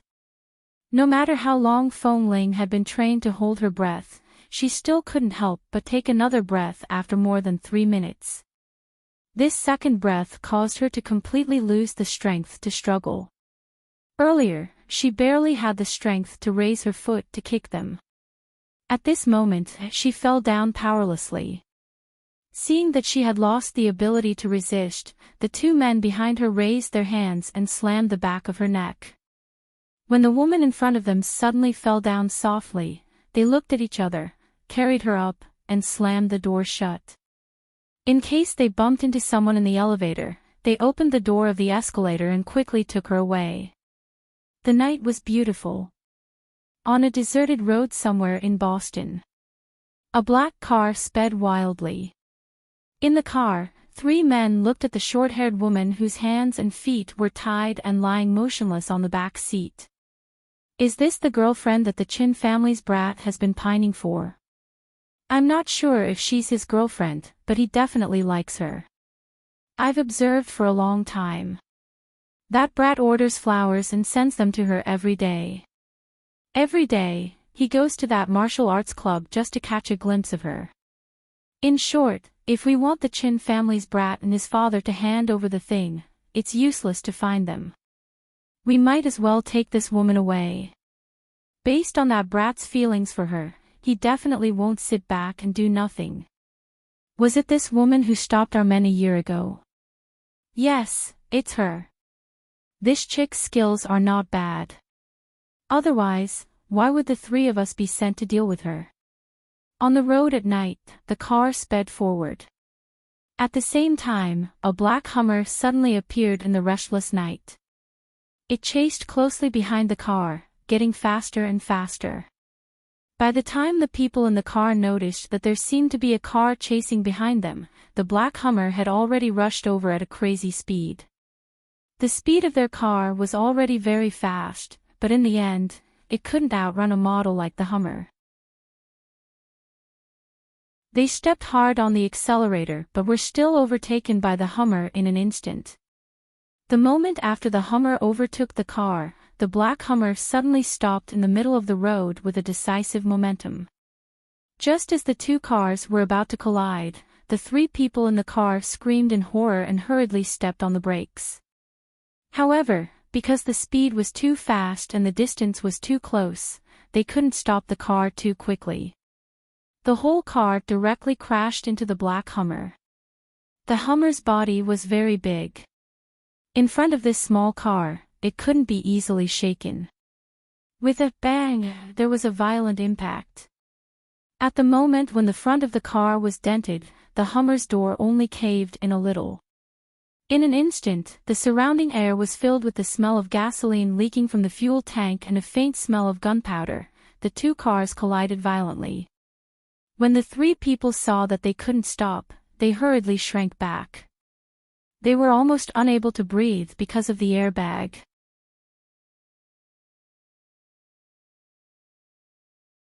Chapter 1034. Feng Ling, who had been unconscious in the back seat, abruptly fell to the ground due to the impact.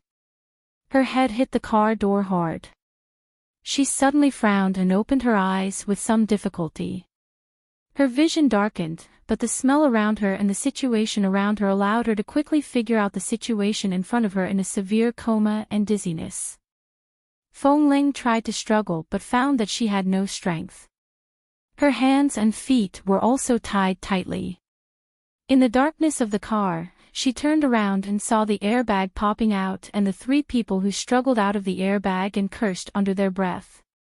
Her impression of the three people returned to the moment when the door opened, and she immediately frowned. Fuck, where did this bastard come from? Did he rush out to block the road without a care for his life? One of the people who had just struggled out of the airbag cursed and reached out to grab a long steel rod under the back seat. He directly pushed open the deformed car door and rushed out.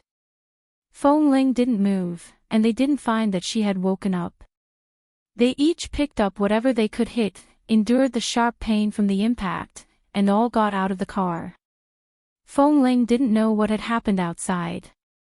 She was suddenly woken up, and her entire body was in pain.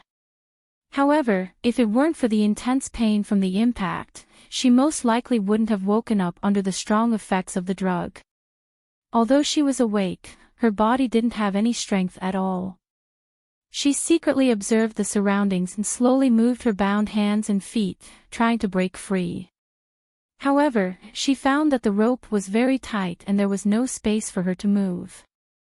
The three people who got out of the car looked at the car that suddenly rushed over to block the road in front of them. The black Hummer was unaffected except for a slight dent in the door. Even the windows were still tightly closed and there was no damage. In the dark night, the black Hummer was like the god of death from hell. It was motionless, but it seemed to be permeating with a coldness that sent chills down one's spine. Let's go see where this bastard came from. This car seems to be a modified Hummer. Even if this model is very sturdy, it's too sturdy. Is it a military car? Even if it's a military car, it has to call us Dad here. Let's go see. Go. The three of them were holding steel rods and various weapons that they had hidden in the car. They even had 2 guns on their waists. Seeing that the car was not moving, they approached it hesitantly. Just as the person walking in front suddenly gathered his courage and was about to pull the door open, the driver's seat door suddenly opened and even slammed outwards with great force, causing the person who had just walked to the door to feel a pain in his chest. He took a few steps back awkwardly and was supported by 2 people who rushed over from behind. The 3 of them raised their heads at the same time and saw a tall and straight man get out of the car. His gaze seemed to have no trace of warmth at all as he slammed the door with a bang. Then, he stood on the spot and glanced at the person in front of them with clear eyes. "Who are you? Why are you blocking our way?" This man didn't seem to be a simple character, but they had only done some shady business with the Chin family in Boston. They didn't remember provoking the man in front of them. Moreover, the Hummer didn't look like someone from an ordinary place could drive it. They instinctively felt that they had to be careful. Li Nanheng coldly looked at the deformed car in front of him, and his ink-black eyes were icy cold. "Put my people down." The three people were startled, exchanged a few glances, and turned to him at the same time suspiciously. "Your people? I have no interest in entangling with a group of small characters like you. Let my people go. I won't interfere with your disputes with other families." Li Nanheng expressionlessly walked in the direction of the car. Because of his movement, the three people tightened their grip on the steel rods in their hands and subconsciously took precautions. However, the man didn't even look at them. The car was leaking gasoline drop by drop and was likely to spontaneously combust.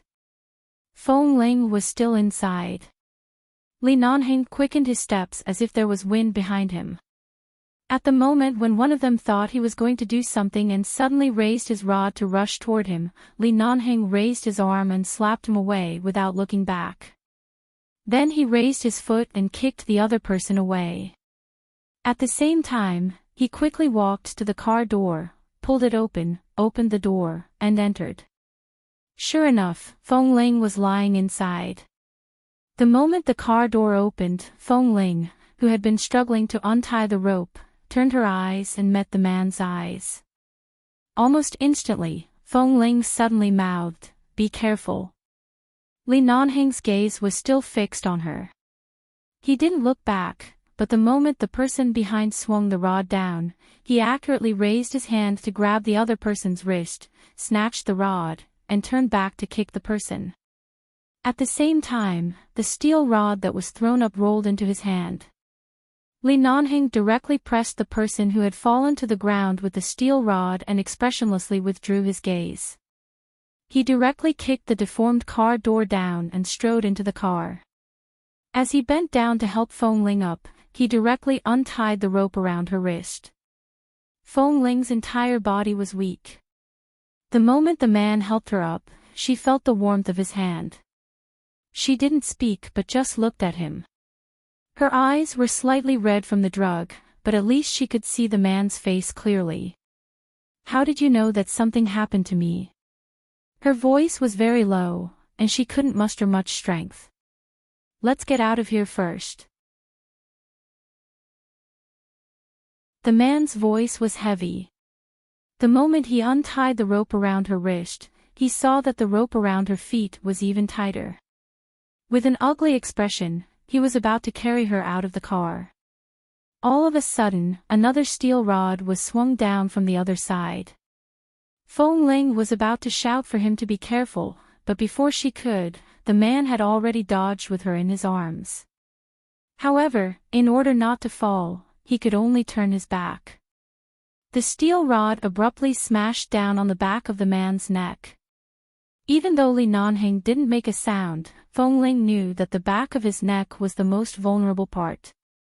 When the man turned around with her in his arms, he staggered for a moment, but in the next instant, he held her firmly and did not let her fall. Feng Ling didn't have the slightest bit of strength to do anything.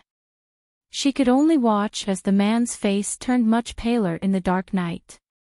However, he held her with one hand and pulled out the steel rod with the other, directly smashing it down on the head of the person by the car.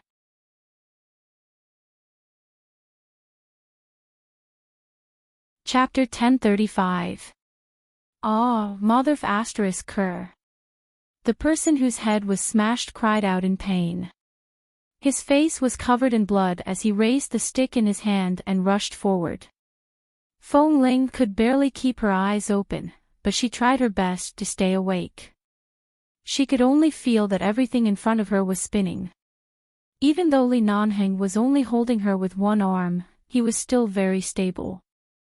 While holding her and dodging, she could still feel his nimble footsteps as he fought back.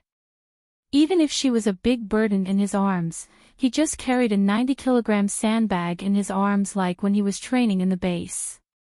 He made sure that the sandbag in his arms would not be hurt when he fought with others, that the sandbag would not leak, and that he and the sandbag in his arms would be intact. All of this was obviously quite simple for Li Nanheng, especially when the three opponents were just ordinary people. They only had steel rods and knives in their hands. Even if they had guns, they were obviously not good guns.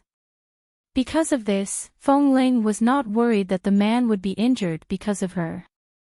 However, after all, he had been hit by a steel rod on the back. She didn't know how his injury was.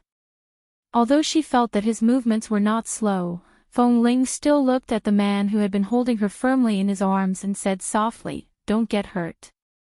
Li Nanheng kicked back again and vaguely heard the low warning in his arms. He took a moment to look down at her, only to see that Feng Ling leaned her head against his chest and closed her eyes from time to time because of the knockout powder. He smiled slightly and held the woman more firmly. He dodged the man who rushed over with a knife and slashed back with one hand, knocking the knife in the man's hand to the ground. He then picked up the steel rod in his hand and hit the man's shoulder, arm, and abdomen several times. In just 3 to 5 minutes, Feng Ling felt that Li Nanheng didn't need to retreat at all. The deformed car behind him was enough for him to support himself. He carried her and rolled over the car. He then placed Feng Ling, who was frowning because of the dizziness, on the ground. He got up and grabbed one of the men's wrist. In an instant, there was only the sound of bones cracking and the man's heart-wrenching scream. Then the man hit the man's abdomen hard with his elbow until he spat out blood from his mouth. The man threw him to the other two men in disgust. He fell to the ground, staggered, struggled, and then lay there without the strength to move again. His broken wrist trembled on the ground, and he groaned in great pain. When the other two saw this, they were about to pull out their guns, but they didn't expect that at the same time, the man in front of them, who was obviously at a disadvantage in a one-on-one fight, had already raised a gun and was pointing it at their heads. The two of them stared at the black muzzle in disbelief. Then, they glanced at their comrade who was twitching in pain on the ground. That gun. Did he snatch it from him when he was beating up their comrade? What a fast hand speed. Seeing that even the gun was in his hand, the two men looked back at the deformed car behind them and then at the man on the ground. At the same time, because of their injuries, they hesitated and took 2 steps back. This group of people only had conflicts with the Chin family in Boston and had nothing to do with 11 Base or the people in Los Angeles. They didn't know who the man in front of them was, but instinctively felt that they shouldn't fight anymore, they should run. Otherwise, not only would they fail to complete the mission, but the 3 of them would also die here tonight. Li Nanheng looked coldly at the 2 men who had begun to retreat, and his men had begun to pull the trigger on the gun. The 2 men were so frightened that their legs turned to jelly and they took a few steps back. They clenched the steel bars and knives in their hands and hesitated whether to pull out their guns or run away, when Li Nanheng suddenly shot one of them in the wrist. As the man screamed and the steel bar in his hand fell to the ground with a clang. Li Nanheng's eyes were cold. Get out. Even if it was just a very light word, the 3 men who were injured to different degrees felt a chill in their hearts. The 2 men endured the great pain of their wounds, pulled up their companion on the ground, and then looked at the gun in Li Nanheng's hand in horror. There were still a few bullets in the gun. They knew very well that if this man wanted to kill them, none of them could escape. When the 3 men rolled and crawled along the road and limped away, Li Nanheng looked in their direction coldly, put down the gun, and looked back at Feng Ling, who was sitting against the deformed car with her eyes open and closed. Although Feng Ling couldn't stay awake, she could feel that she was basically out of danger now. She opened her eyes again and saw that the man had come back. When he bent down, he carried her in his arms without saying a word. She leaned against his arms, pressed her head weakly against his shoulder, and closed her eyes. She wanted to speak but couldn't muster the strength. The man expressionlessly carried her past the deformed car and walked back to the black Hummer, which only had a slightly damaged door. He carried her in, placed her in the passenger seat, and helped her fasten the seatbelt. Feng Ling sat there and opened her eyes to look at him. The man didn't speak. After fastening the seatbelt for her, he took off his coat and folded it into a long square to cushion the back of her neck. This way, when she could barely sit still, she could lean more comfortably. Perhaps he didn't expect that Li Nanheng, who had a rough personality, would be so meticulous in taking care of others. Feng Ling glanced at him, and the man had already closed the car door. It wasn't until the man walked around the car and sat in the driver's seat that Feng Ling turned to look at him, but from this angle, she could only see the man's firm chin and his cold, slightly pale face. Although the paleness was not very obvious, it was impossible for him to not feel the blow on the back of his neck. After all, she was almost kidnapped. After all, she had just been saved by him. Right now, she couldn't say anything to save face or thank him. She just looked at him until the man started the engine and took her away from the road, away from the car that had been completely deformed. The tall black Hummer sped on the road. At this moment, Feng Ling's entire body had relaxed. She allowed the drug that had been keeping her awake to take effect again and closed her eyes to fall asleep. I want to chat with more like-minded people about Rebirth of a Warm Marriage, Sweet Wife, new release, about life and looking for a confidant that you're tuning into the LoveLore Library YouTube channel. We're so grateful for your support and don't forget to subscribe to join us on this incredible journey through captivating stories. Your generosity through donations truly makes a world of difference, as it's the primary source of revenue that allows me to expand and enhance this channel for you. Thank you from the bottom of my heart for being a part of this adventure.